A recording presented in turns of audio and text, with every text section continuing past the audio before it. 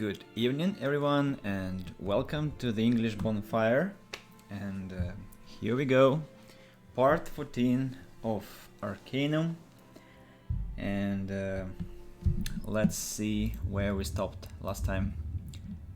And I'm now talking, and I see my voice is totally recovered. There is no sign of illness anymore, which is great news. I can talk however much I want, and yeah, that's good news. So we are in Caledon. We're in Caledon, and we need to proceed with the main mission. That's what my plan is, because why I want to proceed? Because I think I want to get some artifacts. I want to meet some more. Yeah, I want to meet some more characters. I want to kick out Gar, because I'm tired of his gruffy voice, and yeah, I want to have somebody different. And we are at the doorstep of the first Panari temple, and let's see what the location is about. Oh, it's this man. Hello, sir. Question about Nasruddin. Ethics. Okay, nothing interesting. So here we are, the temple. Well, nothing. So, and this man, also nothing. Right, human priest. Oh, it's you. You finally come. The blimp crash survivor. I saw your picture in the Tarantian. I'm Alexander, first acolyte of the temple. It's a great pleasure to meet you. What? What are you talking about? Do you have any idea what that means? It's you. You are the living one. It's a miracle. Let's not blow this out of proportion. Out of proportion? This is an astronomical event. The return of Nasruddin, the final battle, the end of all we know, and a new beginning, the most amazing. Fine. I am the living one. Do as I say and shut up. Of course, of course. He composes himself, but just barely. Forgive my excitement, exalted one. We have waited for you for a long time. Let's keep this between us. Of course, but you must listen to me. We were warned by the high priest to expect your arrival, and he told us to scorn you as an impostor. For some reason, he refuses to believe. I can understand his position. The whole thing is a bit odd. Alexander laughs. There are times when all of us find it difficult to follow the path chosen for us. In the end, does it really matter? Linkin Park vibe. Does it really matter if you were or you weren't? You seem intent on discovering what has happened, and already you and Arenax have crossed paths. If you thwart his plan, you will have played the role of the living one. Is there any difference in the end? I suppose not. I just wish people would stop trying to kill me. I'm not worried. You've come this far. Regardless of what you think, I feel that fate has chosen a worthy champion. Now, how can I be of further service? Yes, what can I expect from people around here? You should be very careful about who you reveal yourself to. If you speak with Hadrian the archaeologist, you may not want to tell him he's a great man of faith, but he's old. Belief in you will come slowly. Gunther Wilhelm is a brilliant man and open to new ideas. I believe he will accept you immediately. Thank you. I'll remember that. A few more questions? Of course, honored one. I live to serve. That's very, very pleasant speech. What can you tell me of the Panari Church? What would you like to know? Give me a second, guys. I want to check if I am recording. Yeah, I am, because I'm having this fear of losing my record. So forgive me. What do the Panari believe in? The Panari and their beliefs are centered around the life and the teachings of Nasruddin. Throughout his life and in the years since his passing, there has been much written about him by those who knew him, as well as by learned men who have studied his life. What can you tell me about Nasruddin? What would you like to know about him? Who was he? Nasreddin was a very powerful and wise elf who lived during the Age of Legends. As the leader of the Elven Council, Nasreddin was both the physical and spiritual leader of all the lands of Arcanum. For 1000 years he ruled over the council, and the land prospered and all was well. You said before that he passed. Is he dead? Nasreddin died after he and the council banished Aranox at the Ring of Brodgar. Nasreddin was wounded mortally in the battle which preceded the banishment and died not long after. You say that Aranox was banished. What does it mean? When someone's banished, they are sent to what's known as the Void. And the Void, what is it? Well, my friend, that is an area of some debate. Many say that the Void is an actual place, a plane of existence, where the evil pay for their transgressions for all of eternity. Others say that the Void is merely a state of unbeing, not a physical place. What is known is that when someone is banished, they are no longer here and they cannot come back. Is that any different from death? Death, as proven through magic, is sometimes a temporary state. Entities can be resurrected. There is no resurrection from the void. Banishment was a permanent solution, a punishment of the highest degree. It's never done anymore. There are those who believe the knowledge of how to do so has been lost forever. A few more questions. Who was he? Aranox was an elf on the original Elven Council during the Age of Legends. I think I read this. What do you mean by the Age of Legends? The Age of Legends refers to a time between 1500 and 1000 years ago. The Elven Council, of which Nasreddin was the leader, was the central authority for all the lands of Arcanum. It is referred to as the Age of Legends because much of what happened during that time is steeped in mythology and speculation. But we do know that magic was very prevalent at that time. What was the Elven Council? The Elven Council was a group of elves who ruled Arcanum during the Age of Legends. It was made up of powerful elven mages, and their leader was Nasreddin. Together they oversaw the well-being of all the races. The council was disbanded soon after the death of Nasreddin. They felt that their time had passed. It was not for anyone to rule over all of the races. So what happened? The coming of Aranox heralded the end of an age for Arcanum, from the disbanding of the Elven Council to the death of our beloved Nasreddin. Yeah, I think Has anyone else ever been banished? Yes, others have been banished over the centuries. The Archeon actually names 4 of them specifically: Gorgoth, the Bane of Kree, Kurgan, and Krakatur. Of course there were others, but these were the most infamous.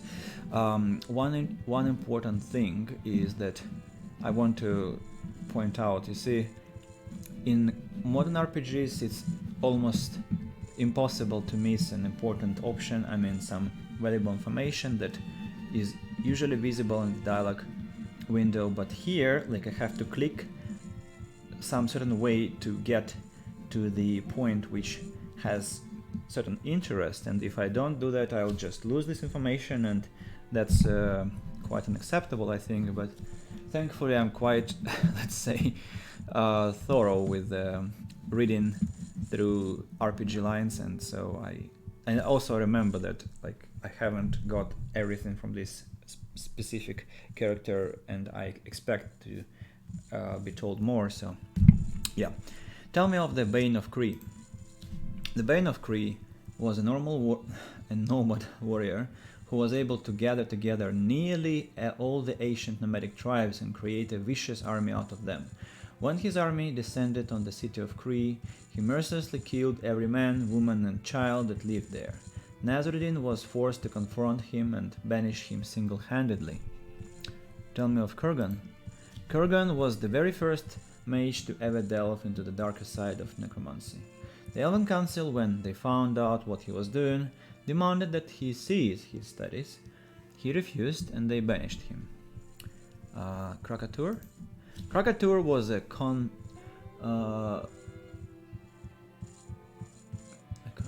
conniving, twisted monster, half man and half dragon, who terrorized cities and villages, killing the inhabitants and burning them to the ground. With the strength of a dragon, but the dark heart of basest man, he was evil beyond comparison. After a colossal battle, he was subdued and banished. In the struggle, he lost an eye, which is on display in the offices of archaeology if you are interested. I am very interested, because I'd like to. So first of all, there are some artifacts that are quite valuable, and also there is another part of the story about these characters. And the word was conniving. Sorry, I couldn't. Sometimes this white font gives me trouble, and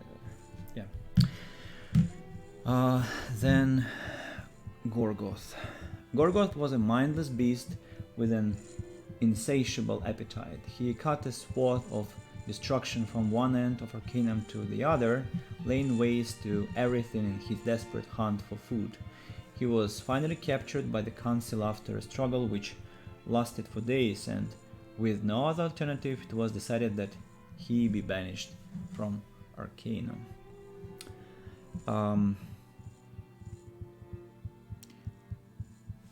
I remember. So Gorgoth, we will meet the location from which he was banished. Krakatur. Oh no! It was Krakatur. We will learn the location from which he was banished. We'll be there. It was this dragon's cave that we haven't visited yet. About Gorgoth, I'm not sure if there is a location connected to that. Kurgan, we will visit some dwarven location, which we already have on our map too, and there we will find, I think, his diary or just some evidence of his presence. These chainmails are producing such disturbing sound. And Bane of Kree, well, we will visit Kree, because if you remember, we need to steal a golden statue from there and engage into a battle with barbarians. Right, so I'm leaving, I guess. Who else could I speak to concerning Panari history? There are many scholars here in the first temple of the Panari. The two most learned are Hadrian, the church archaeologist, and Gunther Wilhelm, the church historian. Both are very well versed in Panari history and have detailed information concerning the specific disciplines. Where might I find them, Alexander? Each of them have offices just through the doors behind me. When we are finished speaking, I'll open the doors for you. I'll look into it. A few more questions. Can you tell me of Panari Church? What do Panari believe in? The Panari in their beliefs. They say red. There is a statue in the courtyard. What can you tell me of it? That's a statue of Saint Manox, one of the early founders of the church. Of what importance is Saint Manox? Saint Manox was a very, very holy man. There are many miracles attributed to him, and most of them are well documented. There is a talisman associated with him at the offices of archaeology, if you are interested in that sort of thing. Wait, what do you mean his ascension? Well, where is this word ascension in the text? There's no ascension there. Okay. Legend tells that Saint Manox was visited by the spirit of Nasruddin himself, and that Nasruddin found him so holy that he took his body directly from this plane of existence to the next. This has only ever happened once in all of our history, and so we remember him. Alexander gets a strange, far-off look in his eyes. Pride and a little sadness, it seems. Did anyone actually see it happen? There are signed confessions from two of the high-ranking church elves at the time. They both describe the ascension of Saint Manox in beautiful detail. You can speak with Gunther Wilhelm further about this if you'd like. He is the church historian as well as the most learned of us in the teachings and prophecies of the Arcanum. I might do that. A few more questions about the church. Panari. How was the church started? The church was started right after the death of Nasruddin. You see, Nasruddin is seen as our savior. He defended Arcanum against the madness of Arnax, and through his courage and wisdom brought a new and enlightened age. Had he been unsuccessful, all those races not Elven would now be slaves. And who began the church? Many of the early church records were destroyed, but those that still survive indicate that the Panari church was started by the elves, and they were later joined by the humans. We are an open congregation, and we welcome all into our membership. After all, Nasruddin defended us all in his battle with Aranax. We will be no different than he. I think... where are his remains? The remains of Nasruddin are just below us in the lower catacombs. There is a stairway through the doors behind me. It leads down to the burial chamber and the sarcophagus in which he is encased. Unfortunately, only church elders and pilgrims are allowed to see the remains. So, what are the teachings of Nasruddin? Are there scriptures that you study? There are many writings we study, but the most important book in the Panari religion is the Arcanum. It is a collection of what are considered the most representative teachings of Nasruddin, as well as some prophecies that were made in the early years following his death. Where might I see a copy of the Arcanum?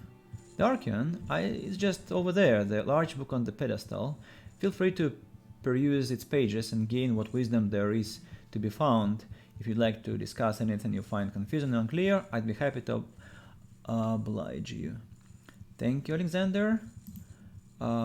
Teachings. What is the essence of Nasruddin's teachings?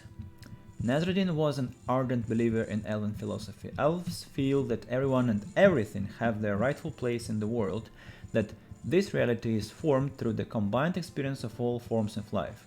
Good and evil rarely play a part how elves view the world. What might be considered evil? Evil, in the most basic terms, might be described as something which disallows the progression of the natural order.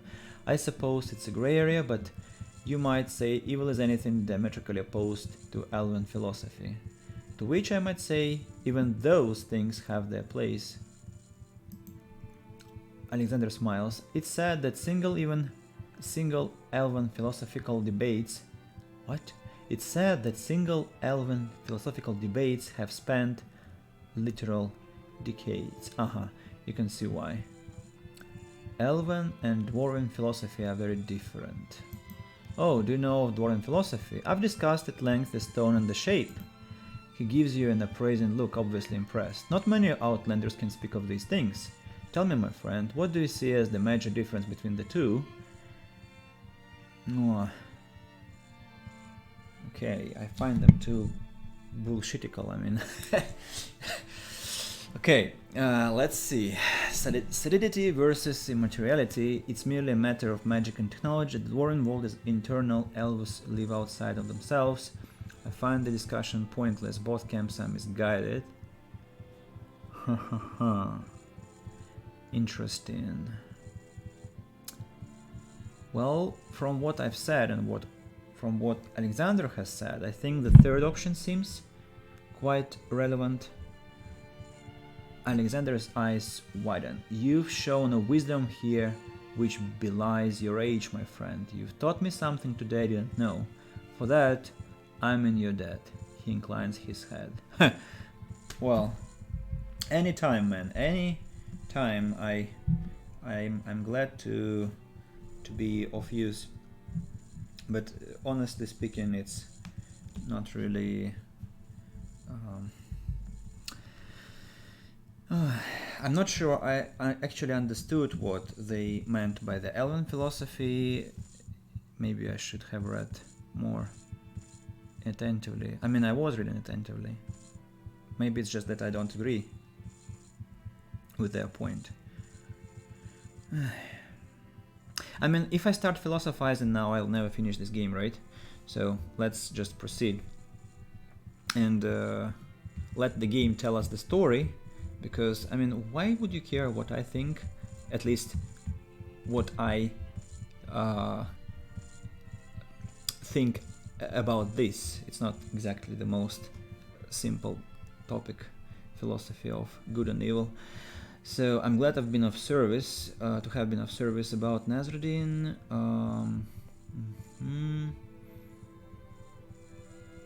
The essence, Archeon. What are some of its prophecies? I think it's the last question. There are many prophecies. The most heavily debated are those concerning the return of both Arnax and Nasruddin. And what do your prophecies say of this? This is what we call the return of the living one, and I quote: Nasruddin's pure spirit will be reborn on wings of fire and hills shrouded in fog, and fight the final battle with the evil one. You see, the return of Nasruddin, who we will call the living one, will be a time of rejoicing, but also a time of darkness, as it heralds also the return of Aranax, the evil one. Wait, Aranax was banished. I thought that was permanent. This is a subject of debate. Everything is a subject of debate in this case, in this room. Some believe that the return of Aranax and Nasruddin, for that matter, will be accomplished through reincarnation, the rebirth of their spirits, not their physical forms. Others believe that the whole affair is merely symbolic and representative of the conflict we are seeing today between magic and technology. And what do you believe, Alexander? He smiles. Call me archaic, but I'm a firm believer in a literal translation of the scriptures. I believe that both of them will be embodied and that a war will be waged here in this existence. I, for one, will be ready for that conflict. This we have. What of the prophecy that Arnax will return? This is a very, very complicated dialogue system, and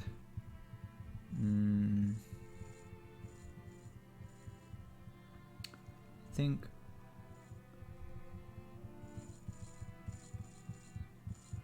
that's it. Oh, yeah, I think I've exhausted all the questions, thankfully. The book, the Archeon. I want to have a look. This thick tome looks ancient. The pages are of worn parchment with gold-leafed illustrations and illuminated letters. The cover says Archeon.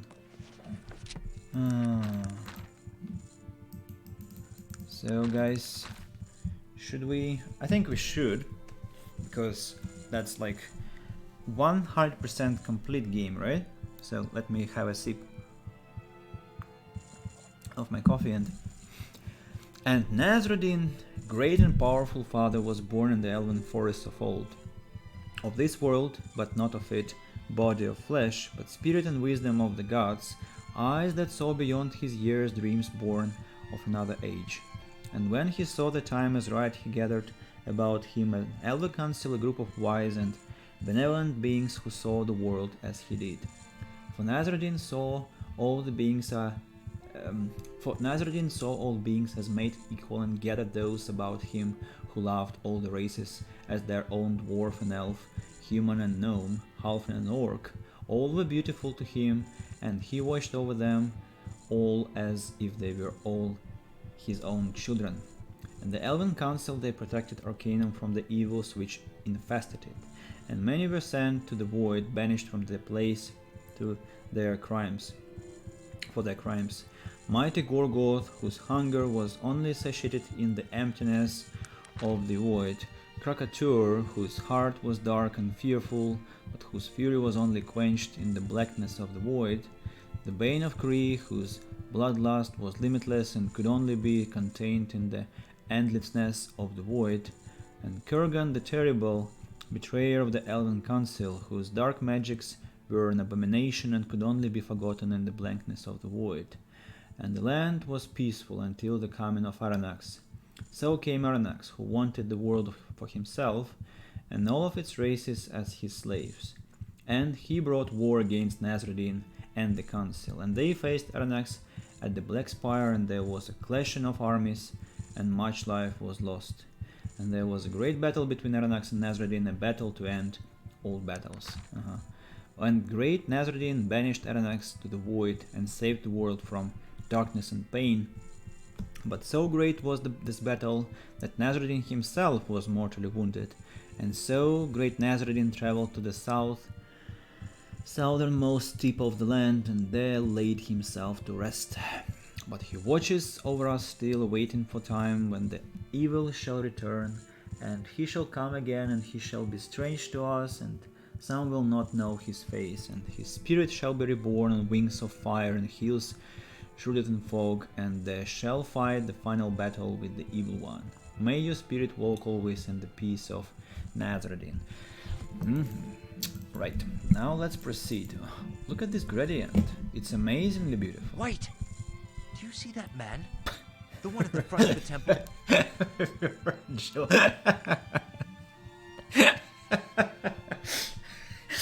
Oh my god. Oh, wonderful scripts. Oh my god. I've just spent 20 minutes talking to Alexander, and Virgil like, wait, do you see that man? Yes, who is that? That's Alexander, first acolyte of the Panari Church. Never thought I'd actually lay eyes on him. What do you know? What about him? The man's a living legend. Joachim used to tell me stories about him. Not a nobler soul in all of Arcanum, it said. And he's a skilled warrior as well. Not the sort you want to tangle with. Let's check it. What?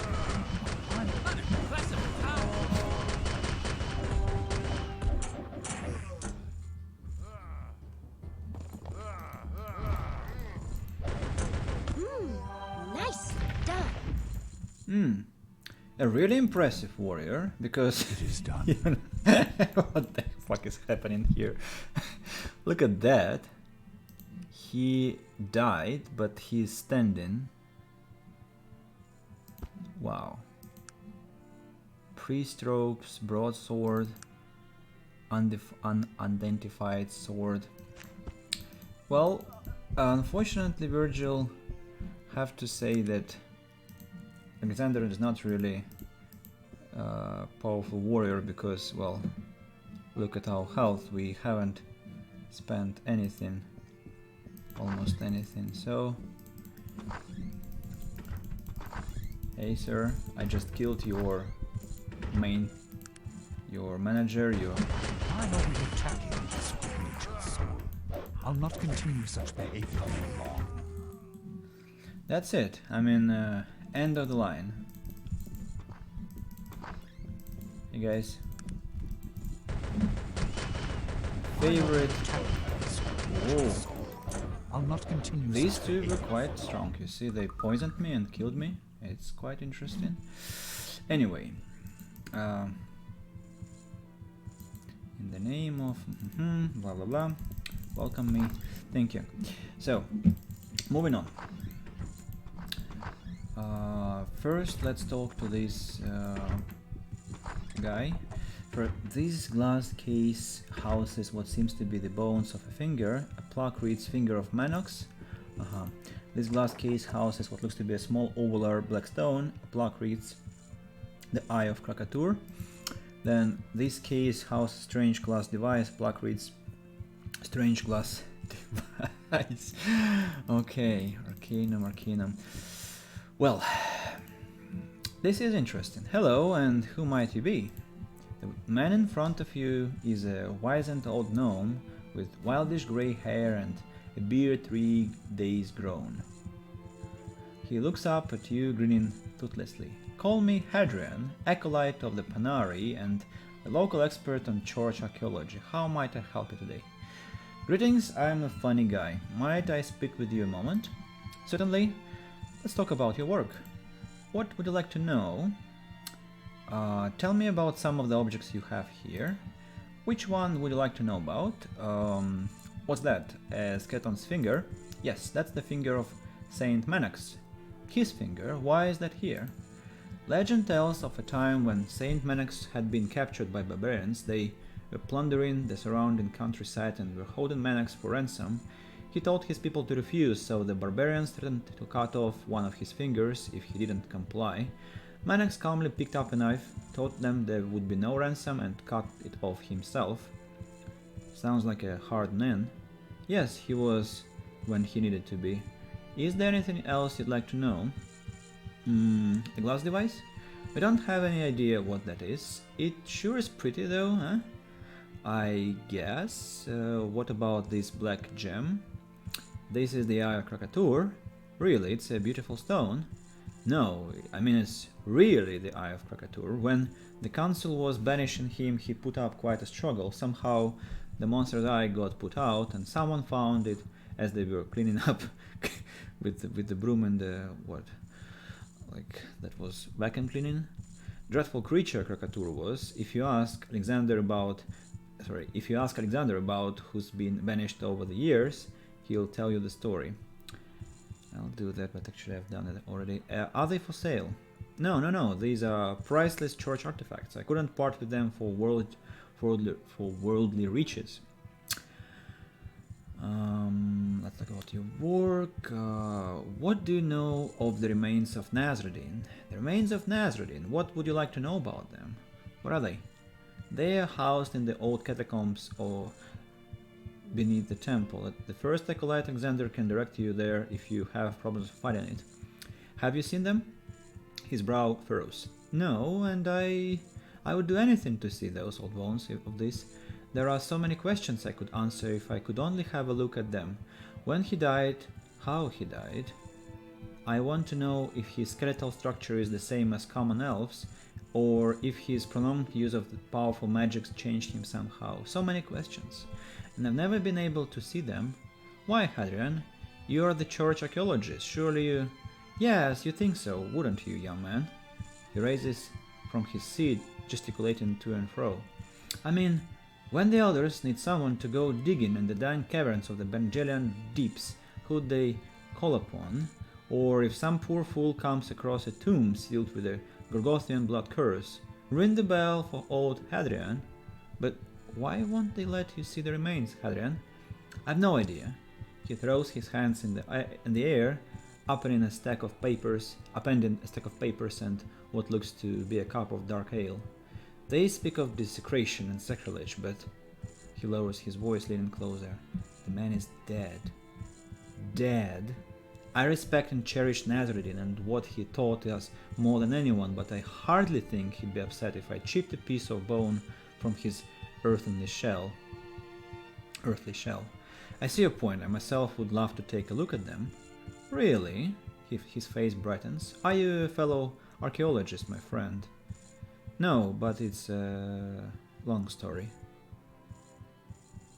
The living one, you? He pulls back, crossing his arms.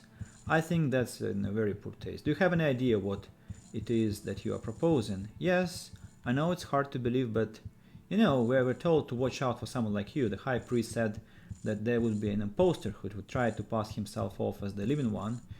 You're lucky I don't have you thrown in chains right here. Wait, Hadrian, this is important. I need your help. He looks at you conflicted. Look, please just leave. Couldn't help you see the remains in any case. If I've never seen them, I'm certainly not going to let you. I see. Well, good day to you. Wait. Yes.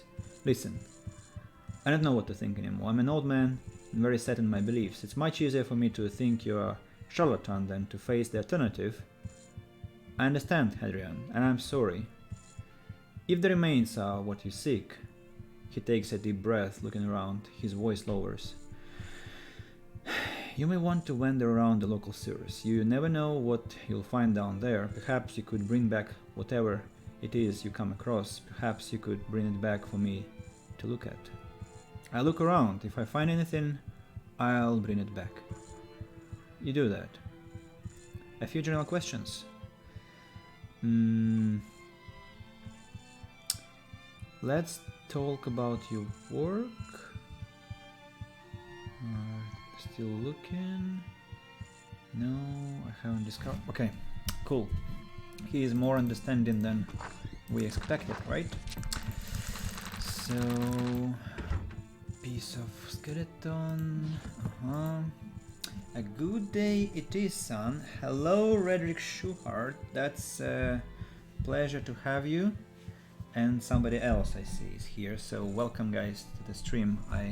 I just spent 20 minutes talking to Alexander here standing, and then Virgil, thanks to the script lag, just said, "Oh, can you see who is standing there?" And I guess Virgil had a blackout or whatever. So if you watch the beginning of the stream, I'll publish it later. I think it's quite a hilarious moment, as always with these Arcanum glitches. And we also had some kind of it is son. Yeah, good day to you. So it was quite a philosophical conversation here. Not that we had some important conclusions, but just some elven philosophy, dwarven philosophy, Panari philosophy, bullshit philosophy, most of all. And yeah. So, greetings. And who are you, sir? The thin man in front of you is very properly dressed. Instead of robes, he wears a finely made suit. A pair of thin gold spectacles lie across his nose. His features are delicate, but his eyes belie a strength of body and character, as well as harboring a fierce intelligence. He regards you intensely. You might. I'm Wilhelm. Gunther Wilhelm. A pleasure, sir. What exactly do you do here? I like how my character, or me, I should say, like, just travels around Arcanum just asking people what they do all the time. Like, well, imagine in real life you just enter a random building, encounter a random person, just say, "Hello, good day to you, like, what do you do here?" Or, "Can I ask your name?" and so on and so forth. Well, actually, I think that's what people are supposed to be doing. It kind of is very nice for communication development. I mean that you kind of improve your socialization, you meet nice people and establish new connections. But I think people will just freak out if you do that. A pleasure, sir. What exactly do you do here? I'm the church historian. I have a variety of responsibilities here, from translations to document restorations, as well as authentication of any literary finds. If it's written and it has to do with the Panari, it's my job to know about it. Does that answer your question? Yes, and very well. Might I ask you a few questions? What is it? Tell me of some of your work. What about my work are you interested in? Oh, another long story. So, no general questions, that's nice. I had some questions about the remains of Nazruddin. Well, that's later. I had some questions about Saint Manax. What about Manax, I said. What did you want to know? Do you believe in the Ascension, Gunther? Gunther smiles at you. There is no doubt in my mind that Manax was a very holy man. My belief is an inconclusive set of circumstances does not invalidate that fact, regardless of how that might reflect in my own faith. But I've heard that there were eyewitnesses to the event. There were two eyewitnesses to the ascension of Manax. One was an elf named Randar, and the other, what was his name? Khan Hoa, I believe. The accounts of the incident were almost exactly the same, and both were beautifully written. The most important thing is to add sir. Or so. Yeah, actually, it could be a nice way out to avoid being, how to say, to avoid being avoided. Let's say. I should try this once, pretending I'm an English person, like, "Hello, how are you, sir? Might I ask what you do here?" and so on, and see how it works. What else do you know about him, Gunther? Almost all of the records concerning the life of the great saint have been lost over the years. Very little is known about him or what he did before he was taken. A slight smirk. Of course, there are the usual insubstantial accounts of the miracles he seems to remember himself, straightening. And of course there is Alexander. What do you mean? What does Alexander have to do with him? You haven't heard. He almost never speaks of it. The man has enough humility for all of this. Alexander is a direct descendant of Manax. His family has held the position of First acolyte for the last 1,500 years. No, I didn't know that. That's quite a legacy. Yes, it is, and there is no better man to bear it. Alexander is a saint in his own right. There are few men I respect, my friend. Alexander is a noble soul. Do you know anything about him? Do you know anything of him? It's the key to information of any kind. Yeah, I totally agree. Totally agree, man. So, especially if you engage with female people in the street and you address them as sir, that's the key to any kind of information. Okay, no, tell me of him. Alexander hasn't always been with us here at the temple. You see, the first acolyte's role in any Panari temple is an spiritual leader. I messed up the sentence. You see, the first acolyte's role in any Panari temple is as spiritual leader and warlord. Symbolically, he is to assume those roles just as Nasruddin did so many years ago. Most acolytes go into this very lightly. They might entreat the local constabulary to train them in basic combat techniques. Not so Alexander. What did he do? Alexander left us for 10 years and studied with some of the most feared and respectful masters in several of combat disciplines. For his pilgrimage, he traveled to the Vendigroth base and lived there alone until he thought himself ready to assume his post. If you know nothing of the Wastes, know this. There is no more terrible place in all of Arcanum. So he's a skilled warrior. I just killed him in 3 seconds. What are you talking about? I had a massacre 10 minutes ago. I killed Alexander, I killed all the guards, and I didn't even get much injured, so that was not really a skilled warrior, as you say. So there's not a more dangerous man in all of Caledon, and he's very well versed in 2 or 3 of the Magick colleges, as well as are all of us who are Panari elders. The temple hasn't been in safer hands since it was in those of the great saint himself. Must depart, because I'm getting tired of this bullshit. I think once wasn't enough. I think I need to shoot him again. Why are we attacking this creature? I'll not continue such behavior. This time it takes longer. Well, to Alexander's... what's that? I have to point out that after death he strangely doesn't die. I mean, he doesn't fall. That's weird, I agree. I wonder why. Now it looks scary. You see this naked body.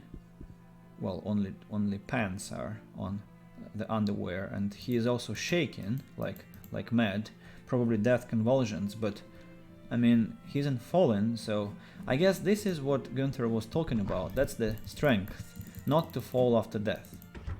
But I'm not really impressed. Let me actually... What is it that... I don't like. Dead people should fall. It's not correct for them to be standing like that. It is done. Let's move. So... Can you fall now, after the explosion? Uh-huh. Well, now the lights went off. But Alexander is still standing. Well, that's okay. I now accept that he is really strong, because this was really that was really impressive. Manax, we have finished this conversation. Let's speak of the eyewitnesses to his ascension.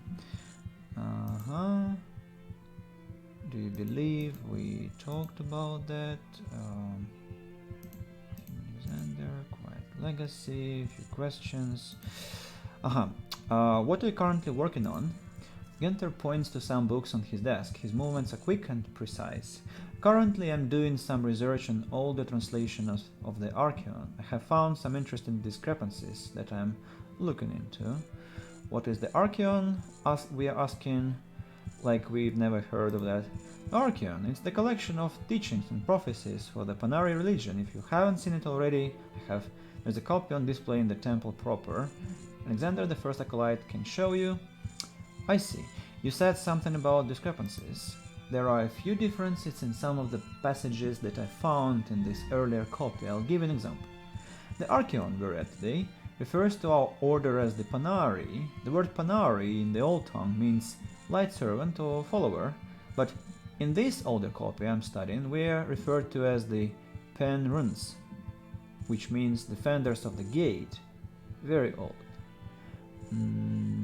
Was there anything else? A few minor things. I'm still working on the translations. Perhaps it's something we can speak of later. Yeah, that's very interesting. I have some questions about the remains of Nasruddin. What would you like to know about them? What do you know about them? Me? I know very little about them, save for the document we have associated with their discovery and the few research documents about the sarcophagus itself. Hadrian, the archaeologist, would have more information about the specifics.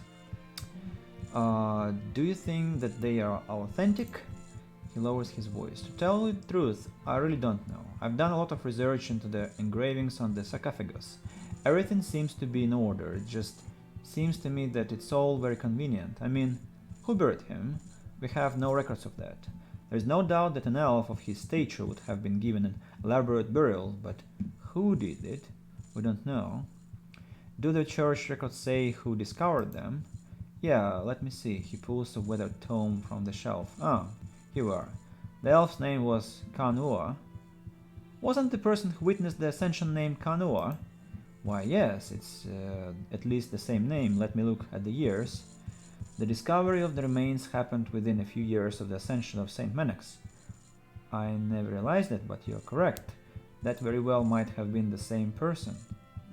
Don't you find it strange, perhaps a little convenient? You are very curious about this Hall of Fame, my friend. What is your real interest in this? Well, it's a long tale. I see. Gunther studies you a moment, calculating.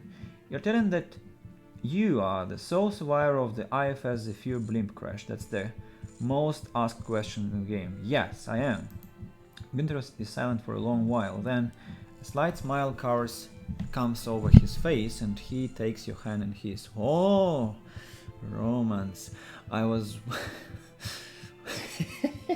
I just remembered the story. A funny situation, so... how can I explain that? Well, let me put it this way.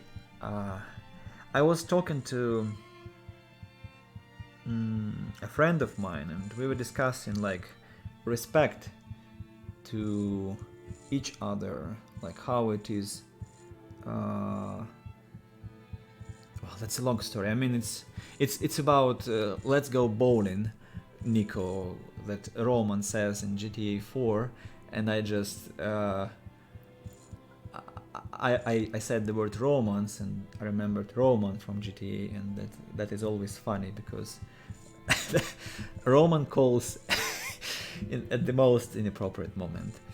So I was wondering when you were going to tell me. I've been looking for you for a long time, you know. The rumors abound and with heard you might come calling. I'm so very glad you've decided to put your trust in me. Thank you, Gunther. I really need to see those remains.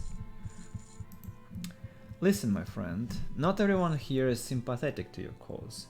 Hadrian the archaeologist is the one who you need to speak with, but be very careful. He is an old and loyal friend, but belief in you will come slowly for him. He will be the best source of information regarding the remains and how you might see them, but tread lightly. Subterfuge might be necessary. I'll remember that, Gunther. Thank you for your help.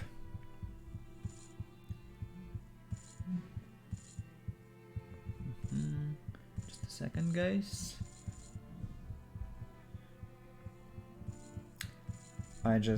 Sometimes I don't remember some words and I want to keep the record of them. I remember that, Gunther. Thank you for your help.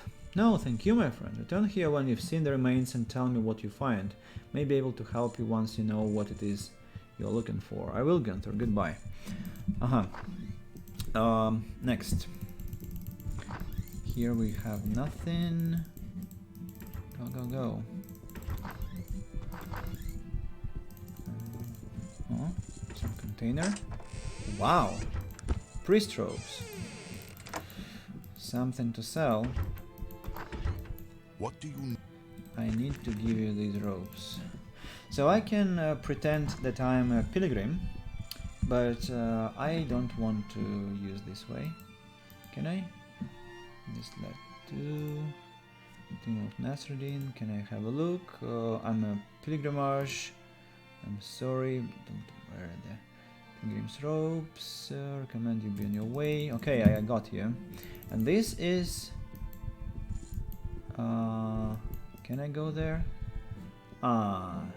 That's the place where this priest, high priest lives. Dark elf. So business here. I'm here to see your boss. The high priest sees no one except by invitation, no exceptions. How does one get an invitation? Invitations are not got. There is no way to procure a holy invitation. They are only given by His Eminence grace. Now, be gone with you. I can be very, very aggressive. I'll cut my invitation from your hide, swine. I'll be on my way then. And I remember, so if you killed the elves in Senan, then these dark elves immediately attack you, like in no time. Leave the master's door alone, lest you wish to be chastised severely. What if I pressed many times? Okay, I see.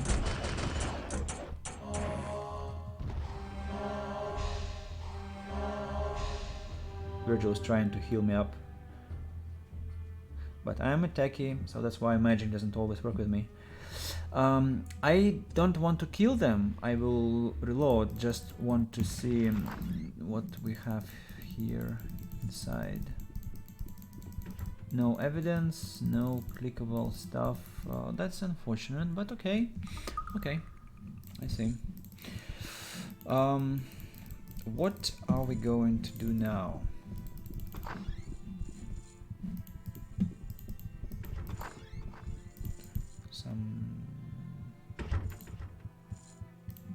That's not what I need.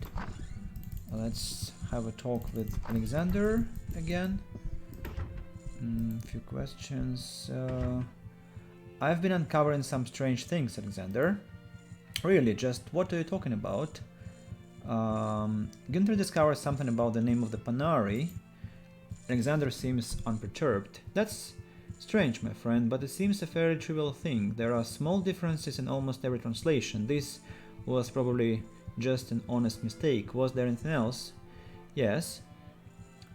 Kanua. This seems to bother Alexander a little. That is an interesting fact. Perhaps there is something amiss here. Was there anything else? No, not yet, but there will be definitely. So now, how do I get to that freaking place? I killed all the skeletons, but how do I enter? I don't know the key. I don't know the key. I don't remember how I solved that. Huh.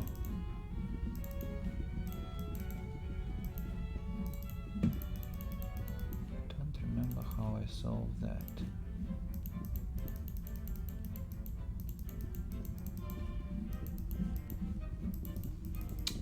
What have I forgotten?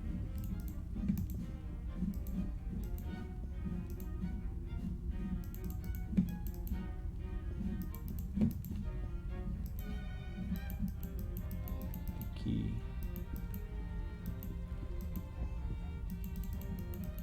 Haven't the key. Can I actually destroy the door?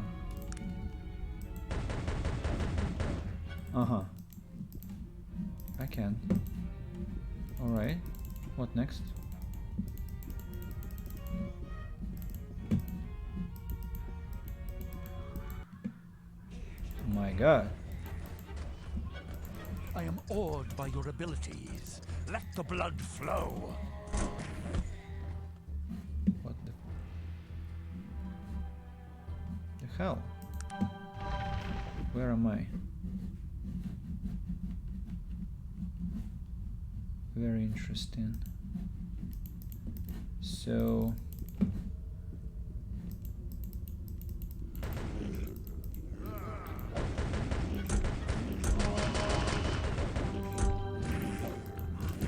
okay, I get it. There are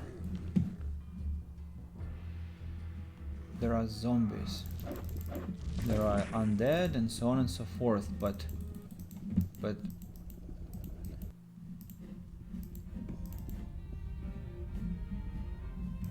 where is Nazruddin? Where is the entrance? Here? Uh-huh. Yeah. Okay, I get it. And if I go here, I'll be where? I'll be here. What is it you need? Ah, right. I see. Whoa, I saved quite a distance ago. What? I mean, I saved quite a long ago. That's what I wanted to say. So we need to. I don't like illegal ways to enter some places. That's why I'll be trying to be, you know, a good man, and I'll shoot my way through these zombies and abominations, and then we will enter that room. And this word, this secret word, I think there was a way to get it, and I don't know why I wasn't able to. Fine, doesn't matter. I'll be good without that. So, skeleton. It is done. First, second, third. It is done. I killed them myself. Just don't see anything. These walls just obstruct my vision.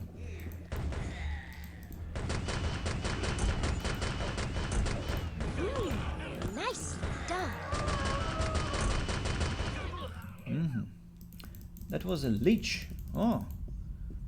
Finally I have some decent creatures that are well known to me. Leeches.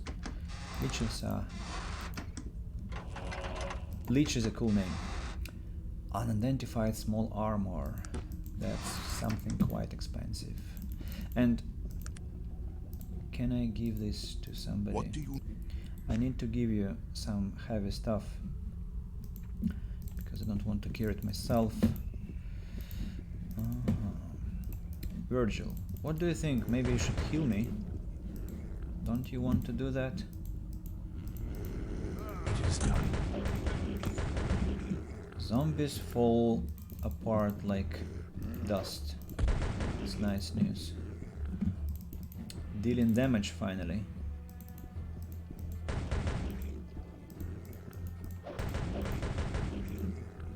Nice.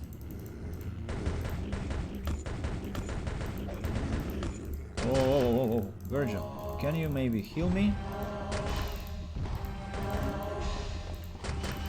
Virgil, thank you.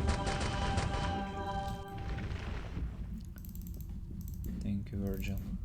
At the last moment, I was saved by my irresponsible carer.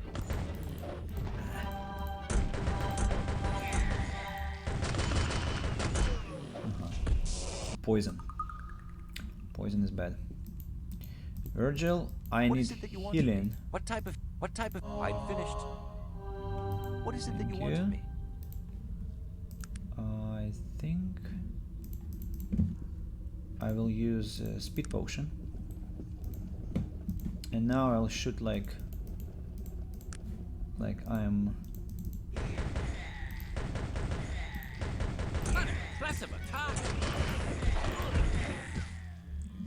Okay.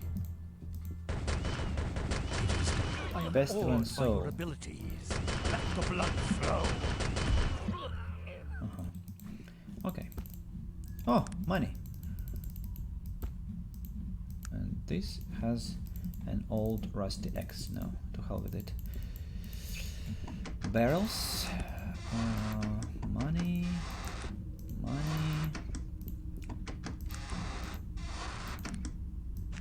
Potion for Virgil.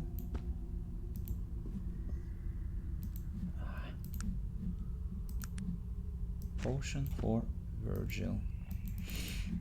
I hate this game sometimes.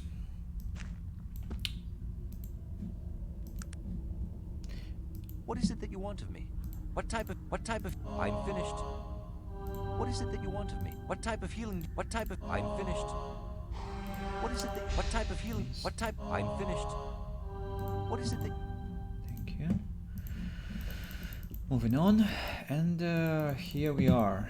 That door that didn't open, we don't need it anymore. And oh, we also are very short on bullets, just 256. The door doesn't open still, but we don't need it. So that's the place where Nasruddin lies. That's his sarcophagus. This massive stone sarcophagus is covered in runes and carvings. It looks to be centuries old. This is skull from the tomb of Nasruddin. And it's important to, oh my god, these glitches. That's some picture. What do I need to...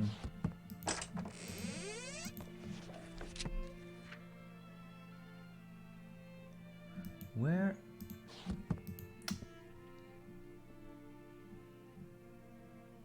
There is a skeleton within the sarcophagus dressed in ragged robes. The skeleton is missing its right finger.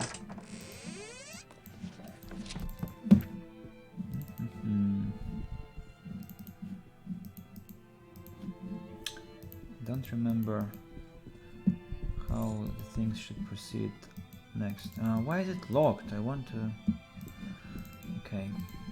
I think there is no other way. I'll just shoot the door. And where is the way out? I've forgotten. How do I escape? I don't remember. Where is the exit door here? Ah, yeah, this imperceptible tile. What?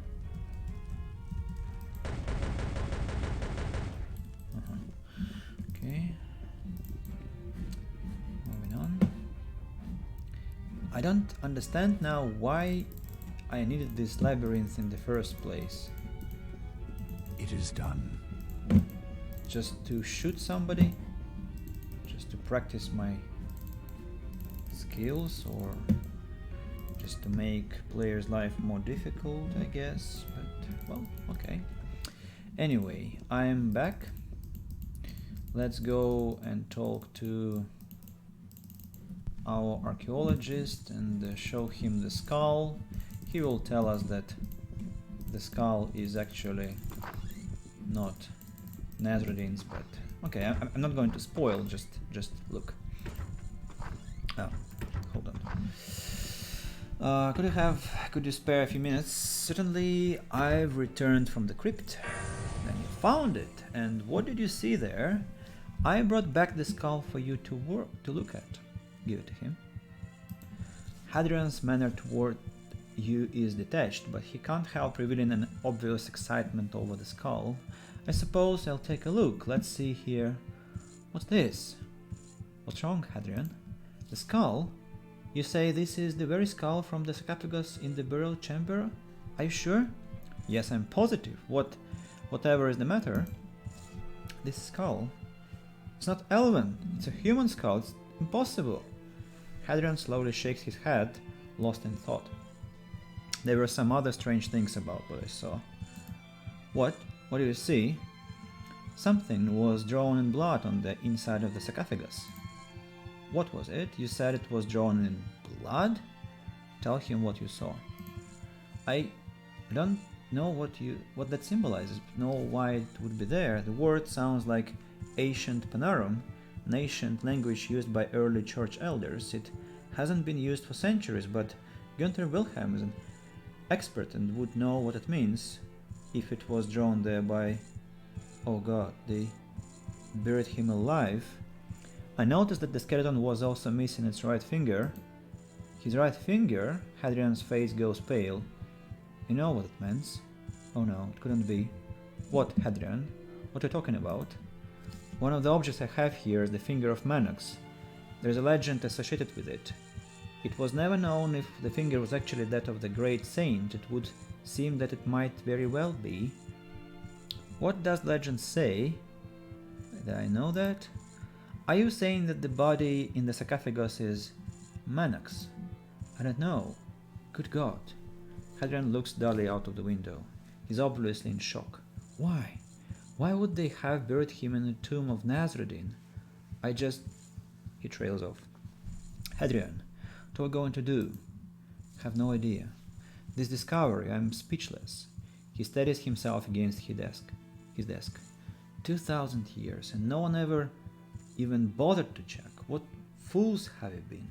He straightens himself. Listen, my friend, I recommend you go and speak with Gunther about this. Find out what the message says. I can be of no further use. He gazes beyond you, lost in thought. I'll get to the bottom of this, Hadrian, I promise. Hadrian laughs bitterly. Perhaps this was a stone better left unturned, my friend. It's not every day that one is faced with the negation of his belief. He lowers his head. I am so very sorry, Hadrian. I take my leave. Well, what a heartbreaking moment for Hadrian. Now, Gunther. Moment. What is it you'd like to know? I've discovered something about the remains of Nasruddin. Ah, welcome back. I take it you've spoken with Hadrian. Have you found what it is you were looking for? I found something, but I don't know what it means. Tell him. And one thing I don't understand now is this is ancient language, and somehow I was able to tell them the depiction on that sarcophagus lid, and how is that possible? How did I remember? How did I draw that on my hand or on parchment? And well, maybe that's the explanation, the possible explanation, that I just copied it on paper, like surreptitiously from me. Interesting. It seems that the proverbial wool has been pulled over our eyes, but for what reason? I suppose it could be that the early church elders believed that an ascension story might strengthen people's beliefs, but at the cost of another man's life. I find it very difficult to believe. But I have found something that I believe may confirm that those remains are false. What, Gunther? What did you find? Remember I told you I was working on those older translations? I found another passage from it that is inconsistent with the Arcanum we read today. Have you heard the passage where it talks about the final resting place of Nasruddin? No, I've never heard of it. Well, today's Arcanum reads, Nasruddin traveled to the southernmost tip of the land and there laid himself to rest. I have read that. Why my character says that I haven't? The copy I've been translating says almost the same exact thing, except for one slight difference. It reads, Nasruddin crossed the waters and traveled to the southernmost tip of the land. What are you saying, Gunther? I'm saying that I don't think Nasruddin was buried here in Caledon. We have always just assumed that the scriptures were speaking of the mainland, and of course when the remains were found no one ever bothered to look again. So where are his remains? The southernmost tip of any land in Arcanum is the Isle of Thanatos, to the south of here. I think that is where you next should go. I might ask you a favor. If you have the time before you leave, perhaps you could uncover the truth behind St. Manox. There are men who would be interested in finding the responsible party. I might do that, but why do you think they did all of this? I don't know, my friend. Perhaps there is something about the actual remains of Nasruddin which they are afraid of. You should seek out his final resting place, and there I think you'll find your answers. I will, Gunther. Thank you and good day. And what the hell, I haven't finished. I have discovered something else, the blood. I can tell you this, the two words in the message you saw, the first means opposite and the second means truth. As to the broken ring, I have no idea. Thank you, Gunther. I'll look further into this. Thank you, my friend. I look forward to hearing about whatever you might be able to uncover. So I know where to go now. I know where to go now. So I have 2 points to invest. What would they be? Let's imagine. I think we'll just develop strength and intelligence.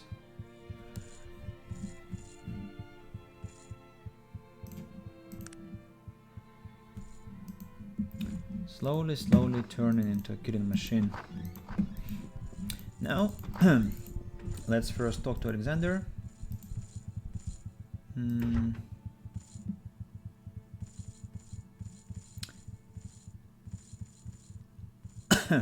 I've seen the inside of Nazruddin's crypt. What did you find? I retrieved the skull. It's human and not elven. Alexander's face goes hard as stone. This is grave news. Obviously the remains are fake. If you find out what all of this means, return to me. And was there anything else? I've made some observations concerning the crypt and the remains. Alexander's fists clench when you tell him of Manox. You can see that he is just barely controlling his rage. I see. If you find out what all of this means, return to me. If indeed the blood of Manox was spilled for some darker plot, you can be assured that there will be retribution. I swear it by my life. I swear it by my life. Was there anything else? Yeah. Gunther found another discrepancy in the Arcanum. It seems like we've all been deceived, my friend. It seems your path no longer lies with us, but if you have the time, perhaps you could look into the message that was written on the inside of the crypt. Return to me if you find what it means. Otherwise, good luck to you. I hope you find the final resting place of Nazruddin. I must be off, and let's go and finish this story for Alexander, because it was Manox. Exactly, I know that.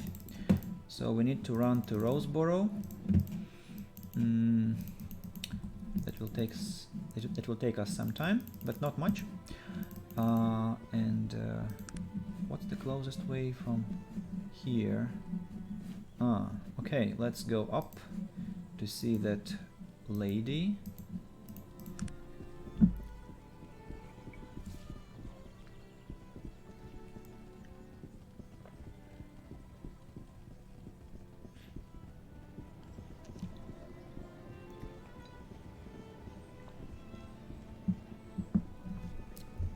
I think I put too much salt into my coffee, but it's still tasty. So, hello.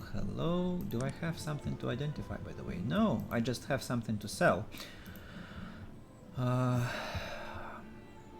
Enchanted war boots. Speed +5. What? They never had it. Okay, then who can What is it you... need enchanted war boots? Are they... Maybe give them What do you to need? Torian Cal, because, well, he needs speed. Yeah. And sell these things. And Morgana's Tears, I don't want to use that because it's, well, good hidden thing. Torian What Cal. do you need? I need to give you the boots. Now should be quite fast now. Can I ask you, What sir? do you need? No, wait. Okay, yeah, of course. First I need to take this. Now, What do you need? I have some I shall try to answer them. I have question. Speed 28. That is mad. It is done. And at the same time, it doesn't affect anything, you see. It's weird. What do you need? I shall try to answer them. Any strategic advice to Rankel? Fight to the death if necessary. I am prepared to lay my life down for you, and the Island of Death seems an appropriate place to do so. Great, thank you.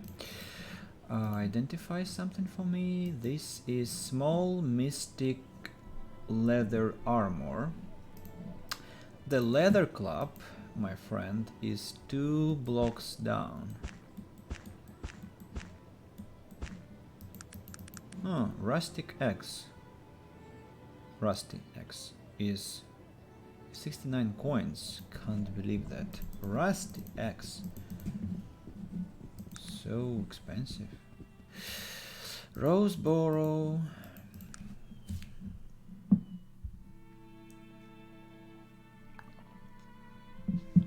So, first of all, we need to pay a visit to this tavern, because there is a photographer who is waiting for the photo camera of that lithe wyvern, with the shot of this lithe wyvern, and yeah,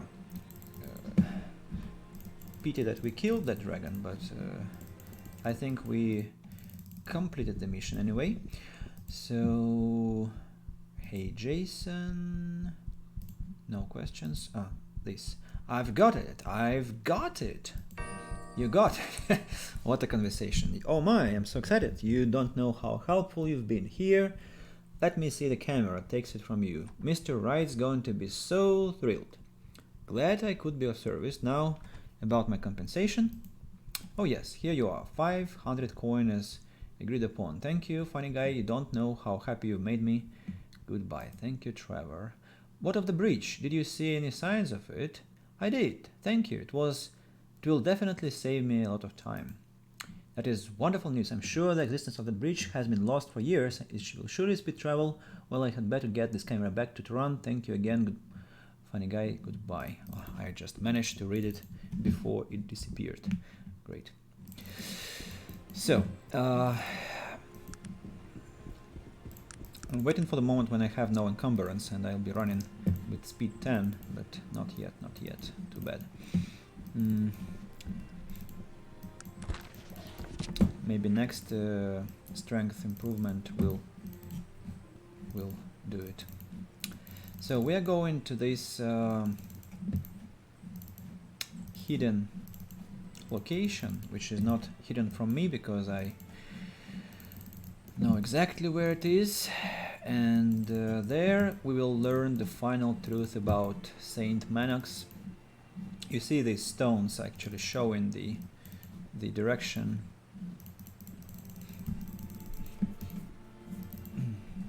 Yeah, this one. You must know the word that opens all doors. Let's see. Truth. That's the bolt.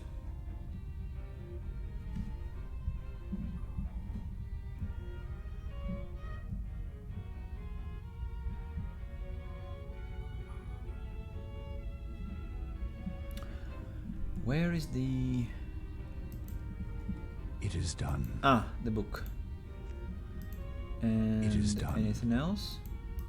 I have a suspicion that my companions just again... It is done. It is done. It is done. Just again stole... I saved too far away. I just don't want to check on each of them for the sword, but I'm sure there is a sword. I remember it. So now I need to be very, very fast to prevent them from taking it before I take it. You see, in Arcanum, your companions are very greedy. They'll grab everything immediately if you don't grab it first. What wonderful people I have in my company.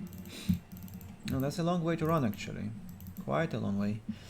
Right, so I save, and now as I enter, I'll tell them to just... Yes, I'll do. To just back off. Yeah, you see? Done. There was a sword and a book, and they just stole it. Morons. Okay.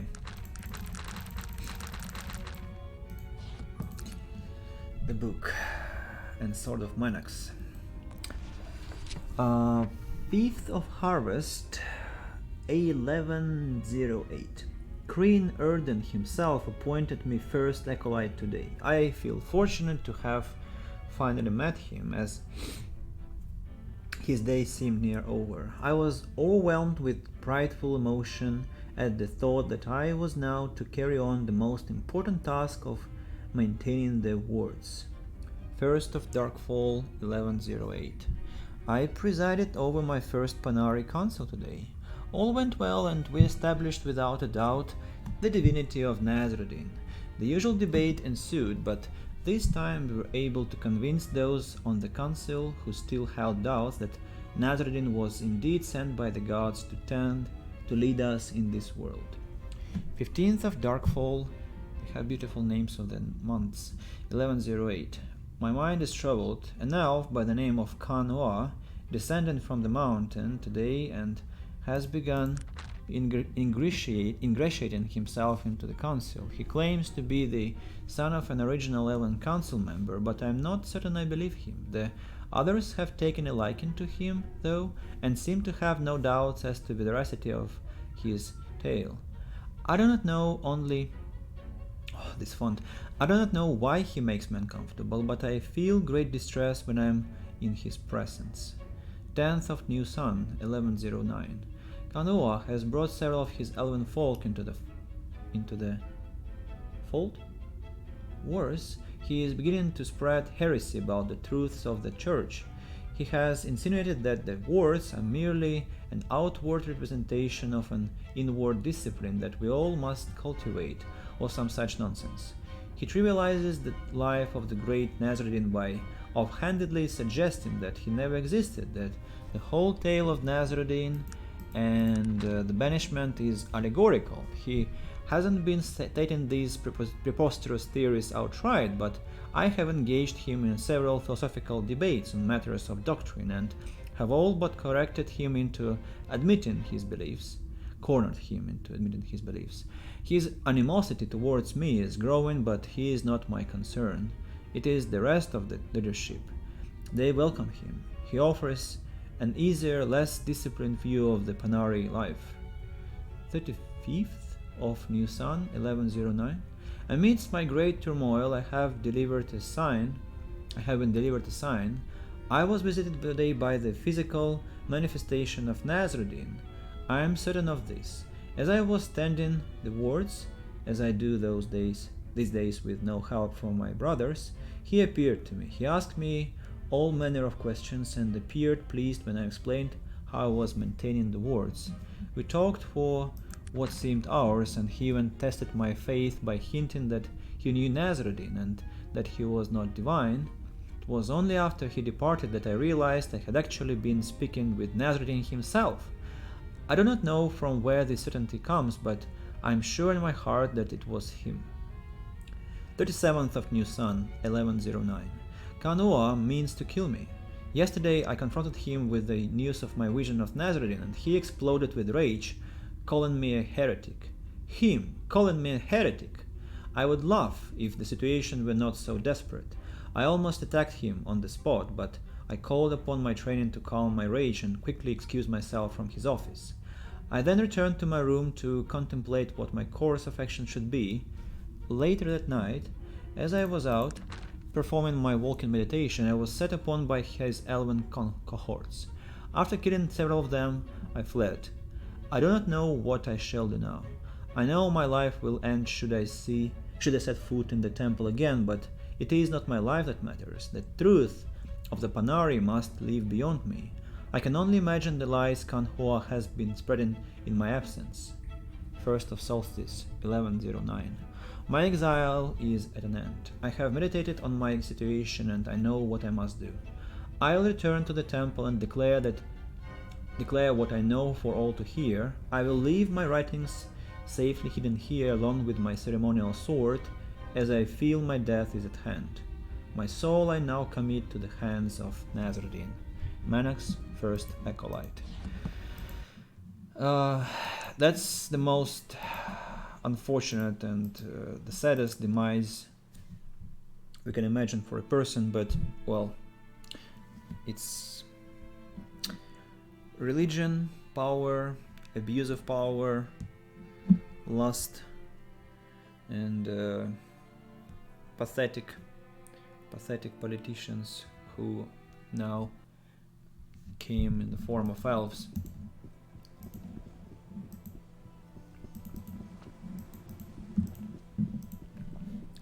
At the same time, I always wonder, you know, taking for example Orphan Jews from Alexander Volkov's books, or any other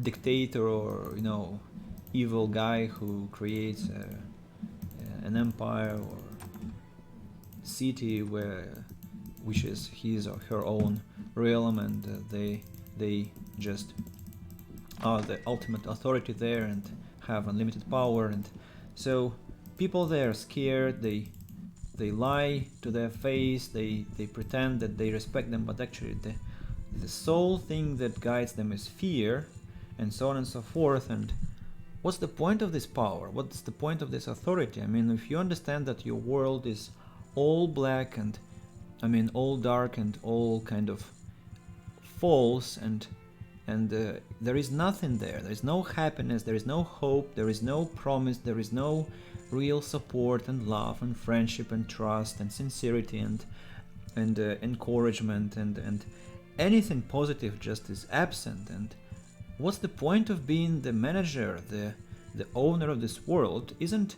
a smaller, like even a corner of a brighter existence, a brighter plane is better, much better? And why would you build this monstrous, this hideous body of management just to observe like this humiliation of any good, any how to say this, like you are building horror itself, and then you're pretending that you're enjoying it, but you can't be enjoying it because you're also a human being, or at least you're painted as one, or a humanoid-like being.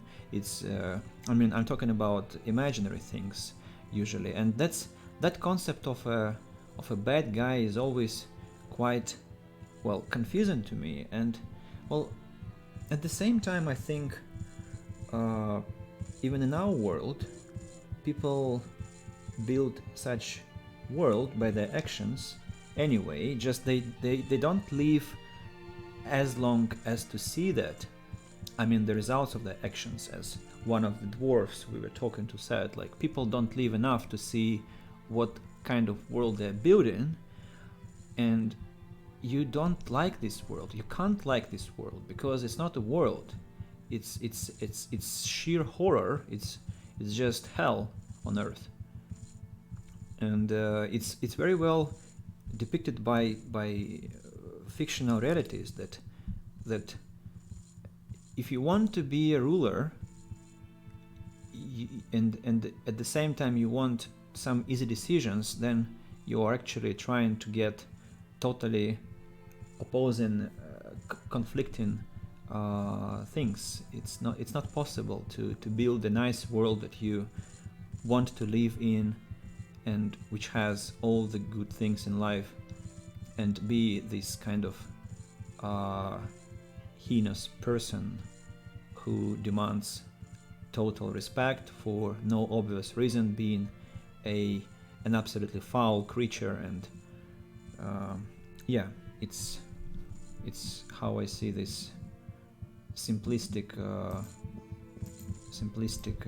models of world domination. They're just pathetic. They have no sense, like in real life, like in imaginary life.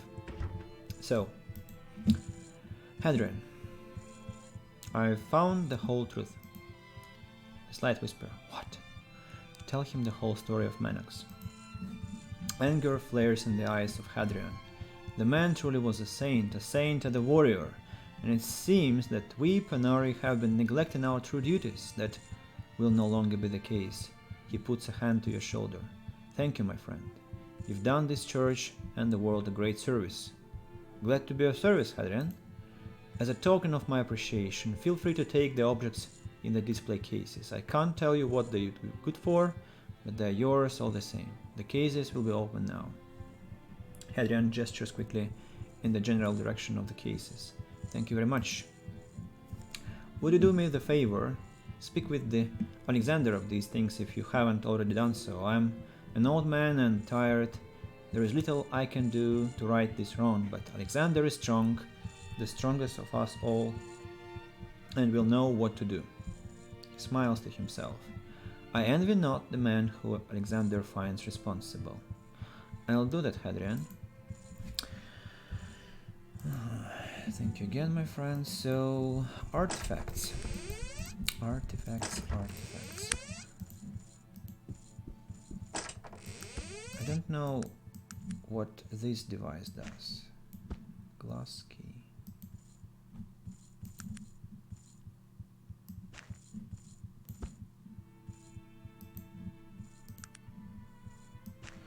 Glass key. It should open something, I guess. Don't remember what. Probably something about dwarves. Now, the Eye of Krakatoa. Don't know what the use of it. I need to refresh with the help of Google. But I definitely know what the necklace is for. It just gives you nice parameters. +1 critical hit. Prowess, I think, +20. Or what's that actually?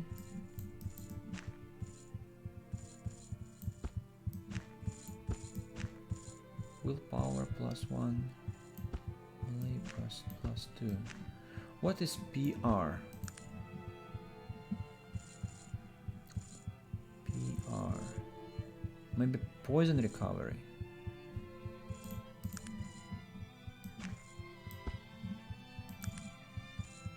No. Not poison recovery. Maybe poison resistance. Yeah, it is poison resistance. Okay. And willpower +1. Okay, that's good. But I actually expected something else. They changed everything. Again. Critical hit percent, +2 melee. It used to be different. It used to be very different. I've discovered the truth about Manax. Is that so? What is it? Gunther says nothing for a long while then.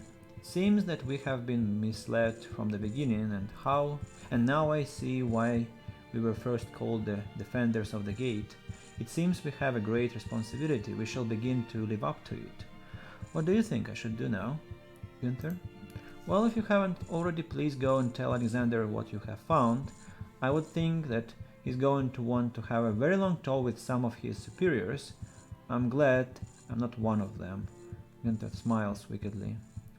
Why are they all smiling? I mean, those blockheads have been, I don't know, fucking around for how much time, and now they're just smiling like Alexander is going to punish them. Well, your Alexander is a naive, infantile child. In the name of Nazarene, I welcome you, my friend. Okay, something important. And found Manax's journal, and now he's going to frown and promise retribution and so on. It's like, it's pathetic what is happening. Alexander is silent for a long time. Then it seems we, the Panari, have an important responsibility. Many of your troubles live in one. We were born because we allowed ourselves to be deceived for so many years. That will be no longer. It seems that my family has been deceived and dishonored. I think I know to whom I must speak about this. He looks in the direction of the high priest's chambers. I also found this. Give Alexander his family sword. Alexander is stunned, unbelieving. I never hoped to see this. It was lost so many years ago. It will be put to good use. I can assure. I'm sure. Goodbye and good luck. He takes your hand in both of his. Thank you, Living One, and other Romans. Your help here has been invaluable. I wish you luck on your quest, and in the conflict to come. Goodbye. The sword is much worse than his weapons. I don't know why he needs it. There is no magical power there. There is no like bonus to attack. I mean,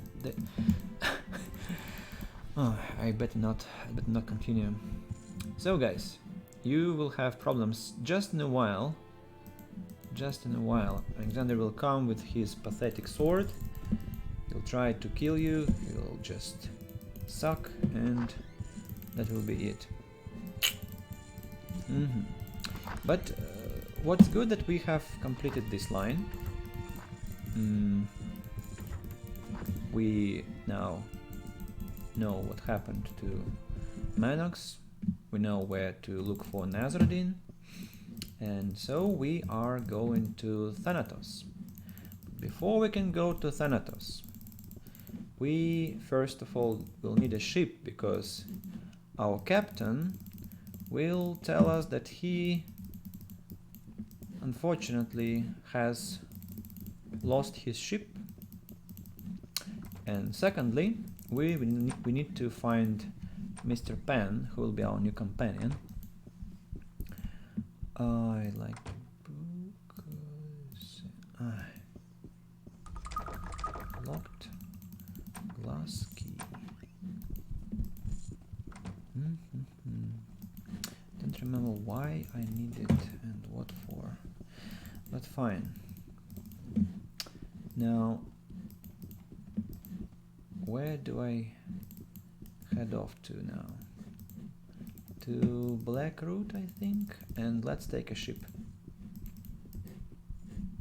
Don't have enough bullets to shoot my way through.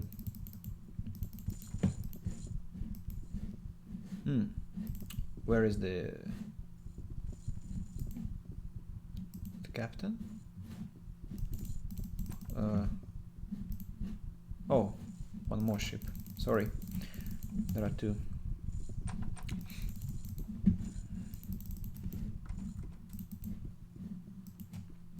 Hello, sir.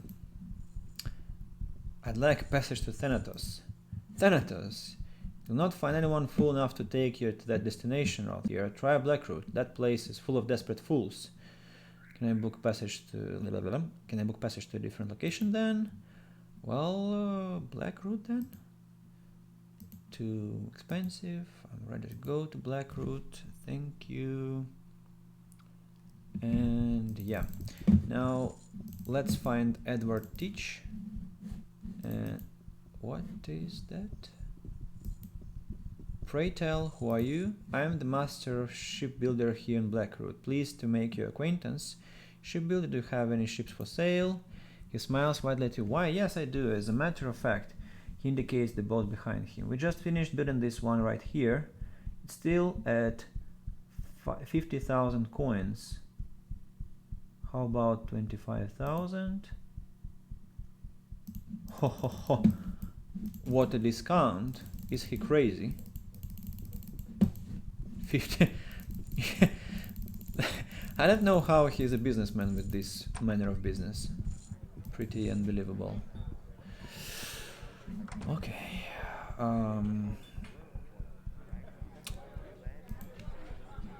Or matey, never be tapping the shoulder of salt unless you be wanting the fate of the old skelly bones. Stingy Pete knew how to deal with men such as skelly bones. You know the tale of Stringy? Then you'll be knowing how crossing the wrong pirate can lead you to a short plank indeed. Perhaps we could have a drink and all could be forgiven. I wouldn't dare cross a pirate such as you, farewell. Be gone then with you mangy bilge rat.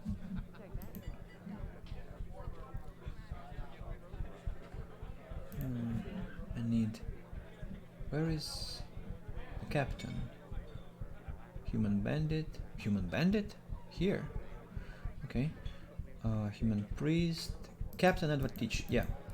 Well, if it isn't me old friend, and friendly face is what I have been needing to see, matey. The days have been dark since last we sailed. I'm in need of a boat to the island of Thanatos. I really wish I could help you, matey, but I no longer have the gypsy shadow. I've been spending most of my time staring at the bottom of this ale mug. What happened, Captain? I lost my boat, matey. Went and got too drunk one night and found myself in Gabbard with Killian Drake, an old sea captain who knows his way around a dice game. He played me, matey. He played me a fool and I lost my boat. Where's this Drake? He be around. He drinks a lot here at the Bernacle, and he's not afraid to tell us soul about how he got his new boat.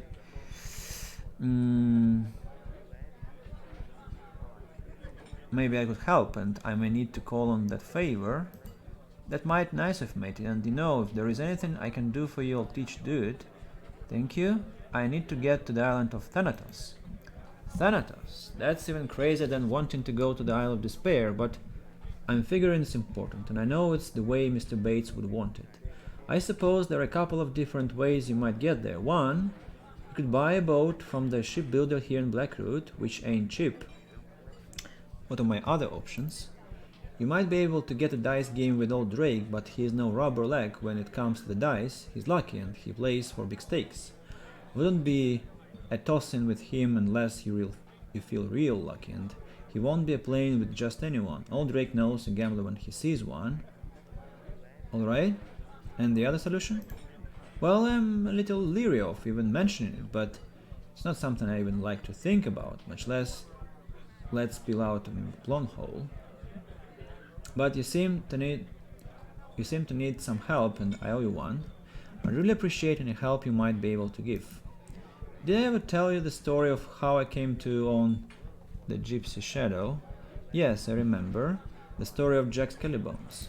Well, there's a legend about old Stranger Pete, and I know it to be true. You see, old Pete died more than 200 years ago, but legend has it he still sails the seas, haunting those souls who've been lucky enough to run across him. What are you saying, Captain? I'm saying I seen his boat and I know it to be real. If you could get his boat without getting yourself run through by his ghost, you'd have yourself a boat. Seems a little flimsy. How do you find a ghost pirate's boat? Years ago I found a secret cove, and there on the beach was with an unmarked grave, unmarked except for the sign of the evil eye, which is the sign Stranger Pete used to carve on his victims. I got out of there fast without even looking for the treasure. That could have been the place where he was buried, and if it was, it said most spirits return to their graves. At the very least I might find some clues. Yes, mate, I agree. Here, I'll mark your map with the location of the cove. Teach does so. Looks like you have a few options: buying, gambling, and Stranger Pete. I don't like any of them, but good luck. Thanks, Captain. I'll keep you abreast of the situation. So we are going with the last option, with the Stranger Pete, because that's the most exciting. It's a lot of quests to do, and isn't it cool to get a ship from the ghost? And not only just a random ghost, but the ghost of Stranger Pete, the most feared pirate of all, and to actually win him over. I mean, to get into his favor. Who keeps my books? Magnus? You? Yes. Magnus has my book. And this man? What do you want? Quite surely for a priest, aren't you? Oh.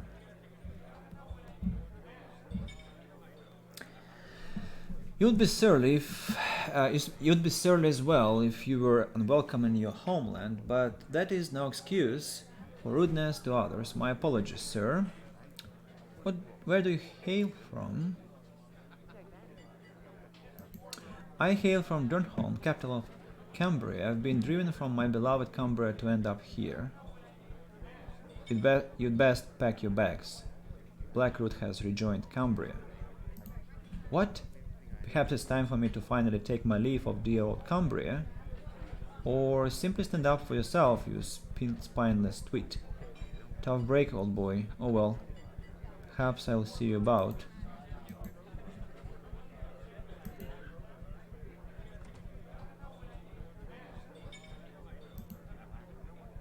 Can I help you?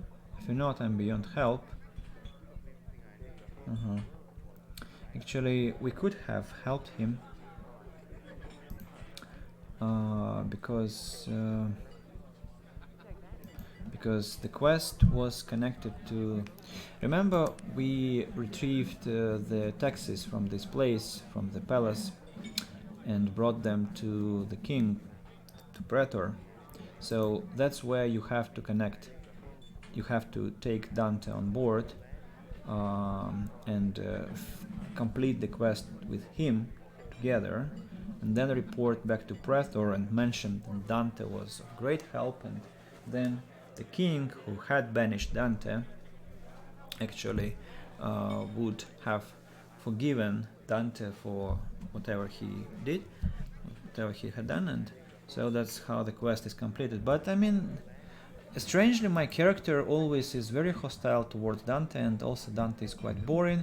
Also, I didn't have place in my party, so that's why we just ignored him, neglected him, and well, unfortunately for him, we can do nothing. And I mean, I don't know why there is no more options, but well, I want my money. 500 coins. Games. It was me. I want to play the game. Go now. The last tavern. I don't know how I missed it. Yes, that was me. Why doesn't she want to play the game? Yeah, it was... If I was feeling a little under the weather, which technological discipline would be most helpful? Well... herbology? Yeah. 500 coins are mine now. It is done. Now, who next? This? Another 500 coins. Yeah, let's play. Which river is Tarant built upon? Huh. The Morbihan? The Hadrian? What? I never met that before. That information before. Okay, fine. Got it. Should remember that. It was me. Now, first of all, I want to play the game. In the larger cities, half ogres are often used as bodyguards. Yeah, thank you. The next, this is the gambler. Here it said you have a boat. I want to gamble for it. Stakes are high. For stakes that high, I would only game with masters of gambling. You fall a bit shy of that mark, I'd say. How about for normal stakes then? I'm a professional, sir. I play high stakes game. Of course, I play for high stakes too. I play for no less than 500 coin. What are your stakes? 1,500 coins again. Roll the dice. Roll the 5 and the 2. Lady Luck is shining on me today. A winner. You have won. Have I just really won? Seriously? Thank you. Okay. 3 and 1. Have lost. Oh, actually, if we abuse Save Lord,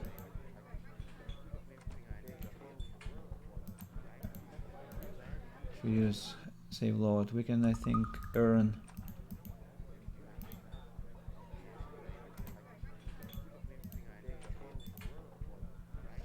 have lost. If I only understood how the game worked. Well, let's try one more time.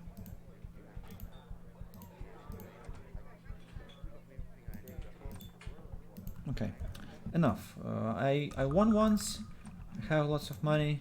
Well, why do I care? This Saudi Cedric. I want to talk to him. Anyway. Could I speak with you a moment? Who exactly is Old Skellybones? What a reaction. Arr! Old Jack Skellybones was a pirate, mate, a great pirate who made a drunkard's mistake one bleary night. Skelly took to drinking a fair spell, and he began ranting and raving about his adventures across the seas. He was shooting his mouth about this and that, mind you. He was screaming and yelling how his greatest pirate ever roamed the seas. His crew laughed out loud with the captain as he boasted his greatness, but then he went too far. He said he was even greater than all Stranger Pete himself. Well, his crew should have had the right mind to quiet their old captain. You see, there is one thing you just don't speak of, matey. One line even this pirate won't cross. You say and boast what you like, but in every tone and note that leaves your salty lips. With every word that crawls from your mouth, matey, you mention one name with anything but the highest respect and I fear for your soul. He leans close and looks around carefully. Stranger Pete's the name you best be speaking with respect. All Skellybones didn't, and, well, that night Stranger Pete came calling. His crew was the fearless pack. Even old Edward Teach cut his teeth on Skellybones' boat, but that night no one slept a wink. When Skelly passed out, the crew locked him in his chamber. His loyal sea dogs bolted the door. They were afraid for their old captain. And then the watchman saw the fog on the horizon. The boatsmen turned hard to starboard, but no matter which way they turned, the fog continued to overtake them. When the mist finally hit, the men heard a terrible cry like something out of the murky depths of hell itself. They ran to their captain's chamber, fearing the worst. The doors were still bolted. They removed the locks and slowly opened the door. They found their captain lying against the wall, matey, his entrails thrown out like a spider web from floor to ceiling. Between of Skellybones' eyes, they found a dagger dripping with blood. On the hilt of the dagger was a carving that every pirate knew too well, a mark to remind them all to be watching their words and paying their proper respects. It was the mark of Captain Stranger Pete, matey. The mark of evil eye. Maybe our Skelly thought Pete wouldn't call, seeing as how he'd been dead for over 200 years. Let there be no misunderstanding, matey. To this day, old Stranger ship roams the seas. Sailors and pirates alike know the unwritten code, and I suggest you be respecting it as well. I'm my amazing tale, sir. Let us share a drink. A drink, you say? Well, matey, an ale must just oil the rusty temper of this old pirate. I'll buy the first round. Let me see here. He fumbles through his pockets. Must have left me sack of gold on ship, matey. Maybe you could get the first round. What do you say? Only 10 coins for the good stuff. Buy him the drink, of course. Arr! Let us drink then. Salt is my name. I've sailed the seas of Arcanum for half a century. He chugs the entire pint. You can't really call one pint around now, can you, matey? Buy another. Arr! Now that's a sport, matey. Once I was, he finished his half the pint, hunting a giant squid with me trusty harpoon, all painless, and he finishes the rest. Where was I? Oh yeah, my trusty harpoon, and all this talking is making me throat as dry as me wooden eye. Dry, you say? Well, I bet another pint might help. Arr! Anyways, squid hunting ain't for everyone. He takes a long pull of the pint. Now treasure hunting, that's the different story altogether. He empties the rest of the pint. Hey, Swabby! He screams at the bartender. Matey here wants you to pour me another. Yeah, give him another. Tell me more, Salty. Now most pirates be claiming they know about secret buried treasure. But you listen to me, matey. More ale disappears into his gullet. All Salty's gonna show them. The pint is once again emptied. Another, Swabby! He nodded to the bartender. See, old Salty got something that none of those scurvy sea dogs know about. See, when I found that old giant squid on the beach, I found something else to mind you. The rest end up on his... he drinks most of the pint, the rest end up on his shirt. Swabby! He nods again to the bartender. He takes another big drink. I just cut onto that old squid with my knife, and old Salty found a whole mess of things, including a small sealed leather case. He finished the pint. A case with a map inside. Have another, Salty, and tell me about the map. It never leaves me side, me map. He pats a withered pouch on his hip. All salty can't read or see too well, my dear. He releases a foul-smelling belch.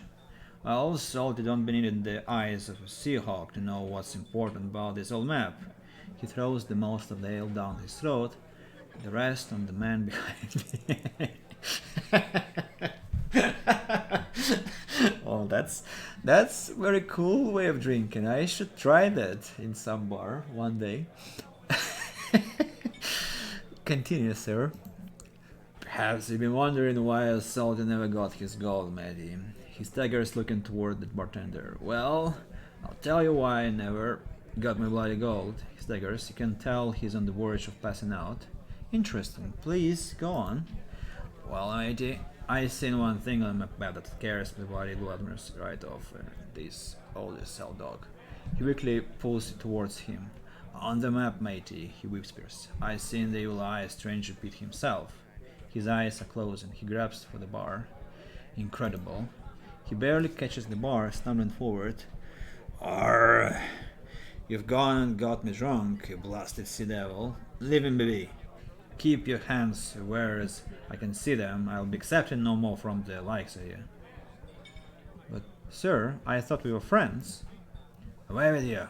Leave me and me map alone. Huh, I wonder, can I steal the map?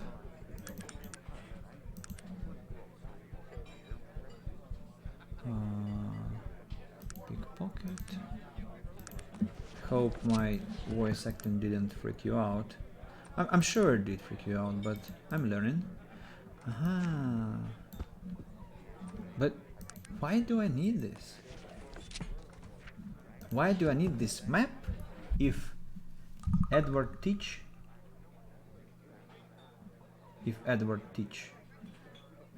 told us about its location? And by the way, where is Edward Teach? What happened to him? Very, very strange. Oh, that is sudden. Okay. The first planetary temple is in Caledon. Yeah. Okay. I didn't see him. He has quite a indistinguishable shirt, clothes. Living.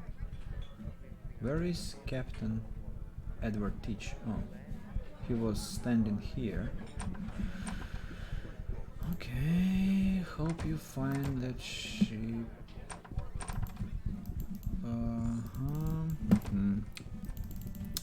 Now, where do I go now? I need to pick Franklin Payne. And do they sell bullets here? Hello, sir. Do you sell? Oh, what's that?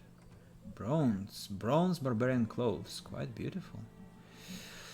But I need bullets. No bullets.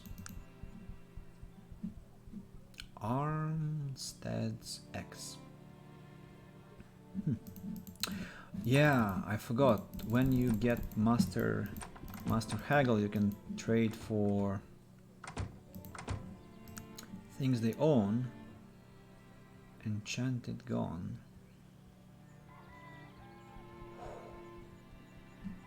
Sometimes there are very interesting specimens. So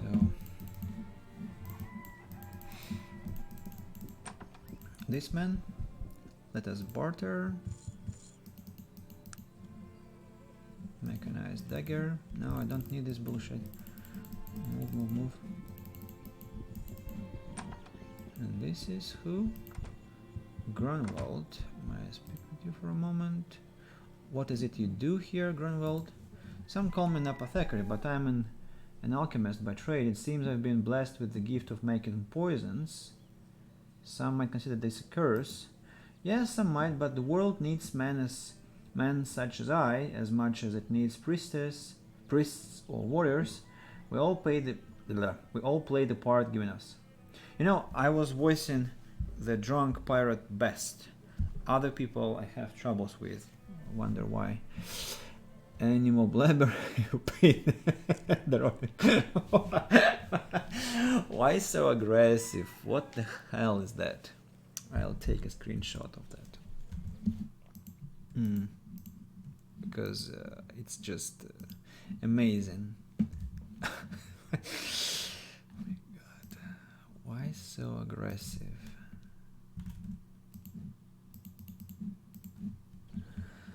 Do you have time for a few more questions? Any news? Apprentice training? No, that's enough, I think. Let's go. He is a quest character. I mean, you might need him at one point, but I have passed this. I passed this point much time ago. I need Franklin Payne. He lives in this house. I think he should be here already. Guards everywhere. Yeah. Greetings. Oh. Hello, sir. Might I ask who you are? Me? The name's Payne. Franklin Payne. Adventurer, explorer, scientist, and honorary doctor in the... Oh, blast all of that. Just call me Franklin and let's be done with it. So good to make your acquaintance. Oh, that's Don Quixote. The man before you is tall and broad, his skin of deep bronze, with a day's growth of beard framing an expansive smile of perfect white teeth. Well met, Franklin. Do you have a few moments? Yes, of course. Tell me about some of your adventures, Franklin. Adventures? Mine? Well, there's really not much to tell. Bloody newspapers are always blowing these things way out of proportion. You'd think they'd never heard of a man fighting a pair of fire giants with his bare hands. Standard fare, really. Nothing you'd be terribly interested in. Still, I'd like to hear of some of them. Oh, well, if you must. Ask away! Which adventure do you want to hear about? Edward Teach told me of your adventure with the fire giants. What? You know Edward Teach? Well, isn't that just the Colonel's codpiece? Captain Teach is one of the greatest sailors in all of Arcanum. And that boat of his, the Gypsy Shadow, not a more solid piece of shipwork between here and the Serpent Spine. Well, fancy that! Jolly good! So, the captain told you the story already? Yes, but why don't you tell me your version, Franklin? Right. So, there we were. Captain Teach and I, hundreds of miles away from the mainland, the bloody volcanic Serpent Spine mountains belching lava above us, and the dreaded shade sharks below, as big as the Gypsy Shadow herself. Half the men were on their knees on the deck, praying for a quick and painless death. And so, what happened? Well, I was there to get some fire gems. And so, that's just what I was going to do. Unfortunately, the fire giants who own them weren't being very cooperative. Have you ever spoken with a fire giant? Breath like the rear end of a dreadhound bitch in heat. And bad grammar to top it off. Really?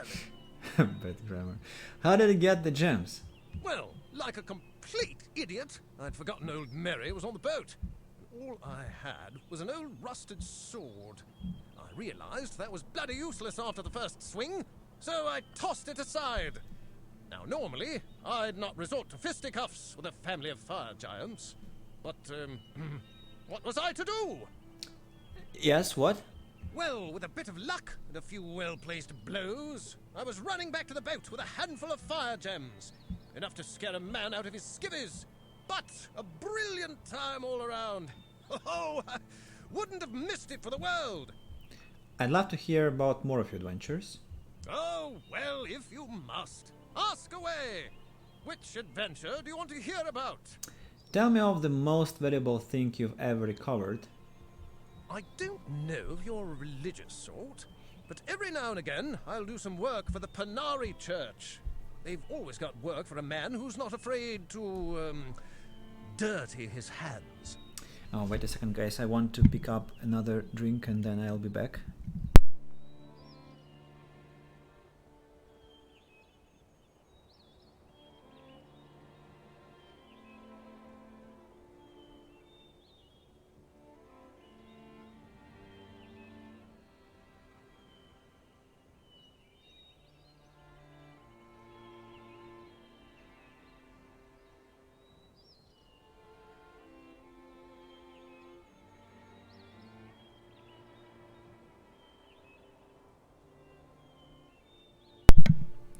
It's just that my voice is becoming hoarse and I don't like that.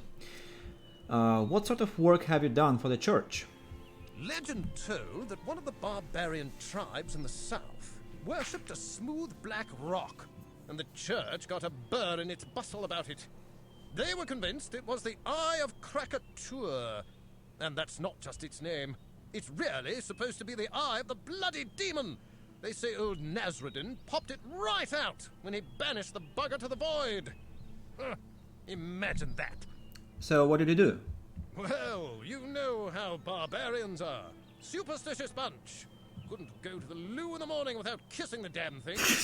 So, needless to say, they weren't at all happy when I showed up dressed like one of their bone-nosed witch doctors and plucked it right out from under their noses. The whole damned horde was after me. How did you get away? So, you see, I knew that close by was an ogre village. Bloody disagreeable bunch as well, and ogres aren't the most tolerant gents to begin with. So, I ran as fast as I could right through the ogre village, screaming obscenities and making a general nuisance of myself. And those ogres came out just as the barbarians were coming through. Ha ha! What a sight! I almost doubled over laughing. Brilliant! So he caused, I guess, a bloodbath for both tribes. I'd love to hear about more of your adventures. Oh, Tell me well, of the greatest battle. Ask away. Right. Well, I was on safari in Stillwater, on the track of that dreaded beast, the Stillwater Giant. Yeah. Somehow, I'd been separated from my party, and I was searching a cave I found in the forest. In the back of that cave, I found a small blue rabbit. Blue, like a baboon's backside. Bloody strange. But I wasn't on the hunt for that sort of thing, so I turned to go. Wait, don't tell me.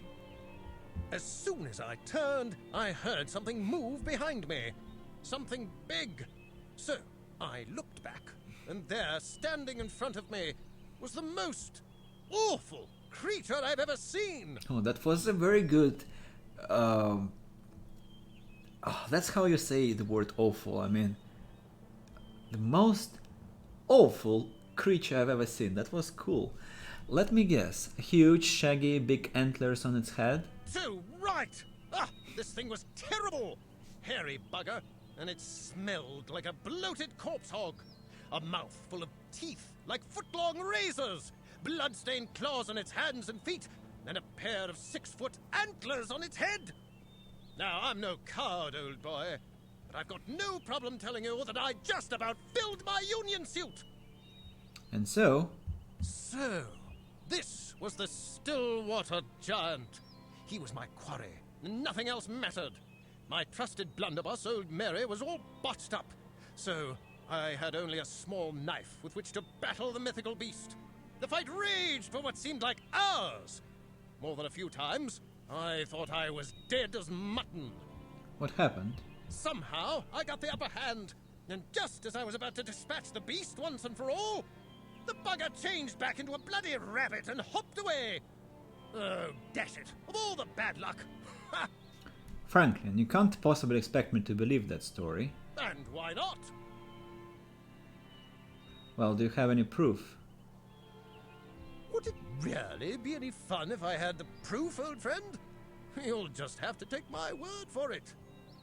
Alright, I believe you. Jolly good! I'm so glad that you do. It does no one any good to go around playing the doubting dolt all day long. Ha! Good show! Actually, I really believe him, because he is telling the truth. I told you that near Stillwater you can meet a blue rabbit. The game, like if you're fast traveling, the game will stop you fast traveling, you will meet the blue rabbit, and this blue rabbit will turn into the Stillwater Giant. And so you'll have to fight it. That's why Franklin Payne is telling the truth. Oh, well, if you must. Ask away! Which adventure do you want to hear about? Tell me of the most dangerous place you've ever been. Oh, by far the most dangerous place I've ever been is the Isle of Thanatos. They call it Monster Island, or some such. But what they should call the bloody place is Hell! Ha! I have never seen a more complete collection of the world's most abominably evil creatures in all my life. Words can't possibly describe the danger. Absolutely fantastic! Oh, can't wait to go back! Oh, that's... You see why I want to take him on board, because he is amazing. He is just fabulous. Such a flamboyant companion. I mean, I need him. That's interesting. I just happen to be going there myself. Really? Brilliant! Sounds like a smashing good time. Hoist the Jolly Roger and all that. Good luck to you! He's suggesting that I go as a pirate. You know, Franklin, I could use a man like you when I get there. Eh? What's that? Me going out to Thanatos? Now there's a cracking good idea if ever I've heard one. I don't happen to have another adventure scheduled for a while. Yes! Yes, that just might work out fine! So you'll come with me? No, I think you've fully outfitted this group. Too many for my tastes.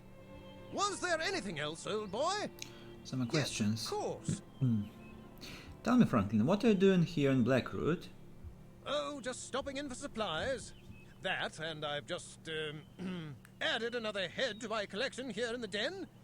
Finally bagged myself a howling bog dweller up in the dark fens. 20 feet of him, and bloody tough too.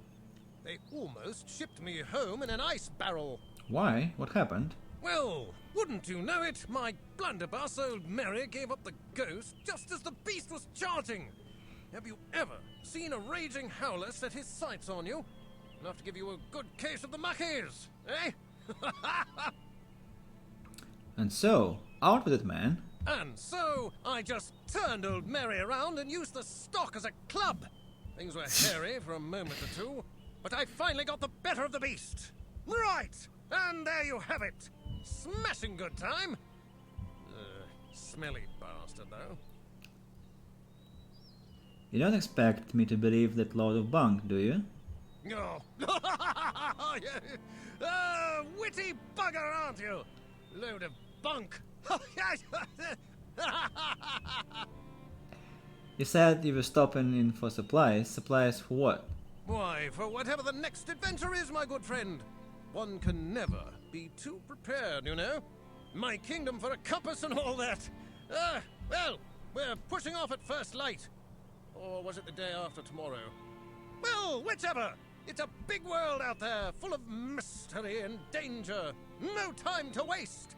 This man energizes me for life, you know, for life and adventures. He doesn't exist, but I know people like him exist. And I might be like him. And this is truly, truly inspirational, encouraging, and invigorating. I love him. Do you have time for a few more questions? Yes, of course. So, Gar, it's time we parted. Yes, sir. But first,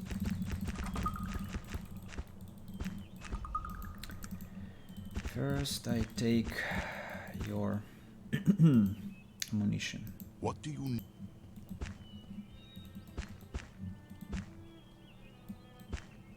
Interesting. Dwarven gauntlets? Why? Gar has that. Okay. Also, Tor and Cal will take my books because they are quite heavy. Well, now, Yes, sir. Gar, I need your dread armor. Do I need? No, I don't want to dress him down. So, Yes, sir. What would you have me do? What can I answer? I think it's time Yes, we sir. parted. What would you ask of me, sir? It's time to go our separate ways, I fear. Goodbye, sir. I thank you for returning my freedom to me. You're welcome. Goodbye, sir.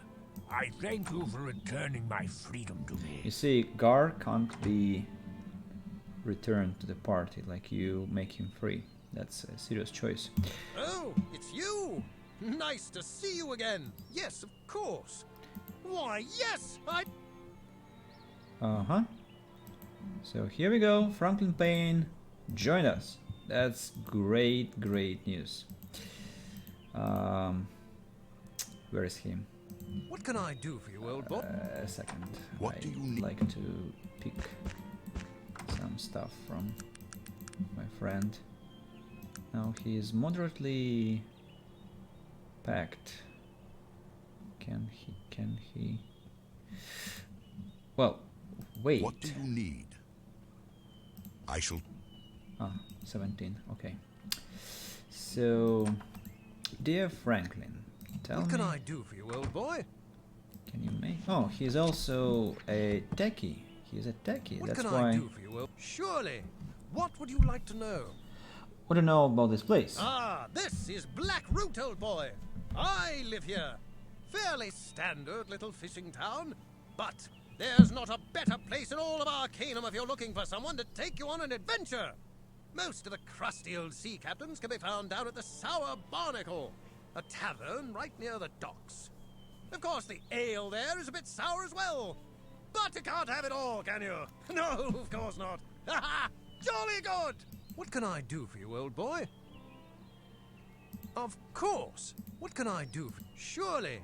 What would...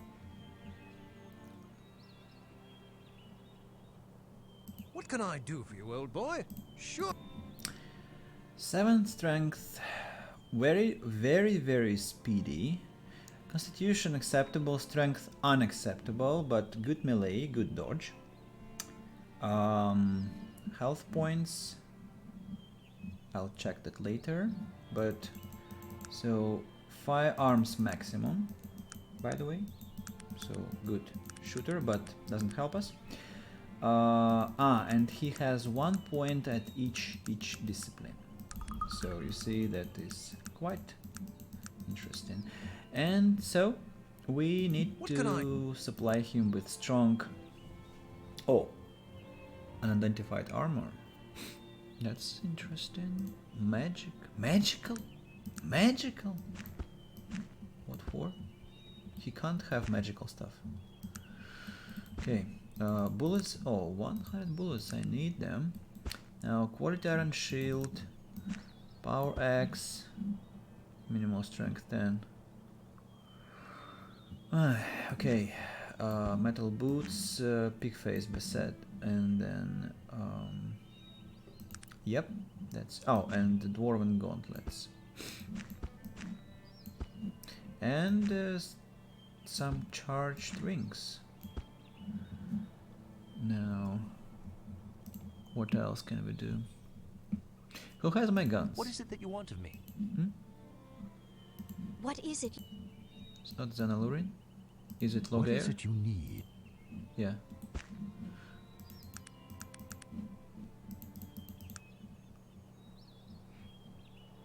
Dwarven chainmail.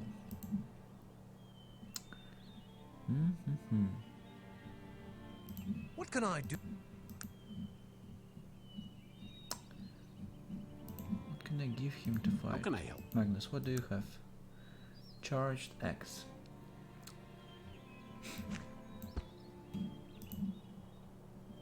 What can I do?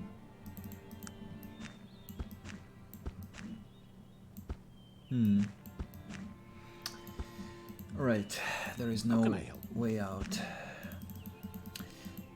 Well, I don't need them fighting anyway, so we'll be fine. Well, we are fully ready to travel and complete missions, because this is my final party composition, I think. Torian Kel, Magnus, Virgil, Xanalurin, Logair, Thunderstone, Franklin Payne, and the dog.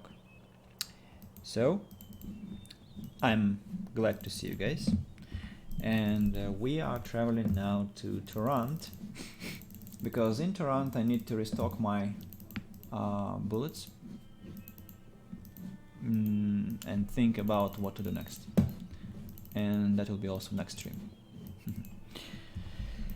So, because we've done a lot today, we've done really a lot, we've progressed far, finally finished our team composition, which I'm really glad about. We also need to pay a visit to Praetor and report on the. Actually, yeah, let's do it now because it's quite a long way.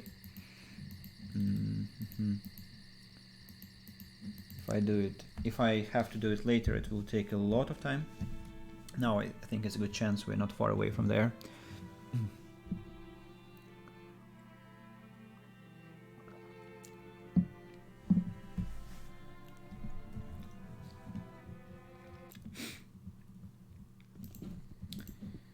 Yeah.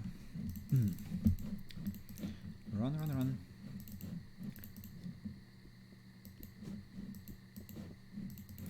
I shouldn't forget about Kitzel Pierce, that mage from Caledon.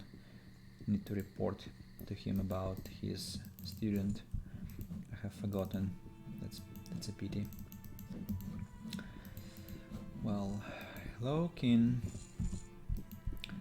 I have unpleasant news. Your daughter died on the way to meet the prince. I found her amulet. Keep the amulet. I don't want it. My daughter, my only heir. How could this have happened? The ship crashed. All hands were lost. Here are a few coins. I thank you to leave me with my grief, sir. I'm leaving now. Quite a...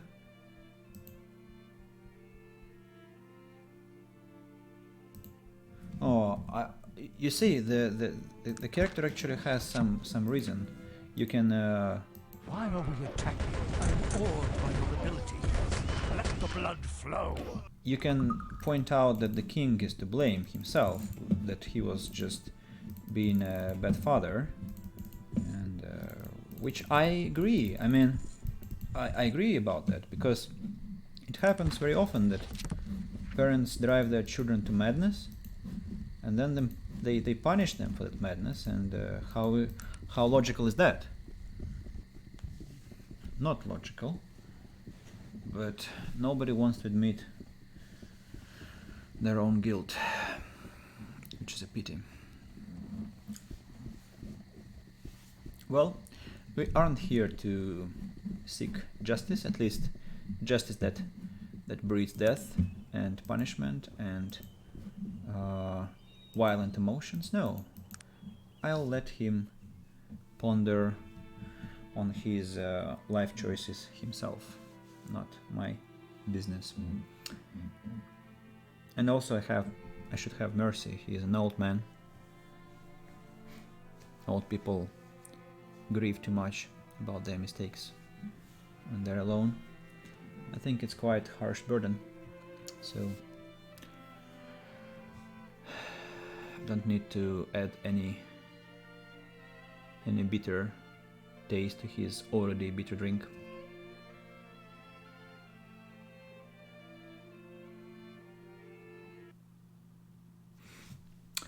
Tarant, the cradle of civilization.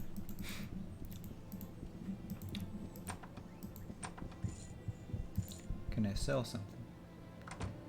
Charged rings? Because I don't believe will anyone need them? What can I do for you, old boy? Franklin Payne has them. What is it you... Logger has them. Xanalurin is a magical type, she doesn't need them. Magnus. Magnus. How can I help you? You have them. And Toriankel, What do you... you have them. Okay. Then we are selling the rings. Baneful gauntlets. Don't want to keep them, they're so heavy. 20 stones.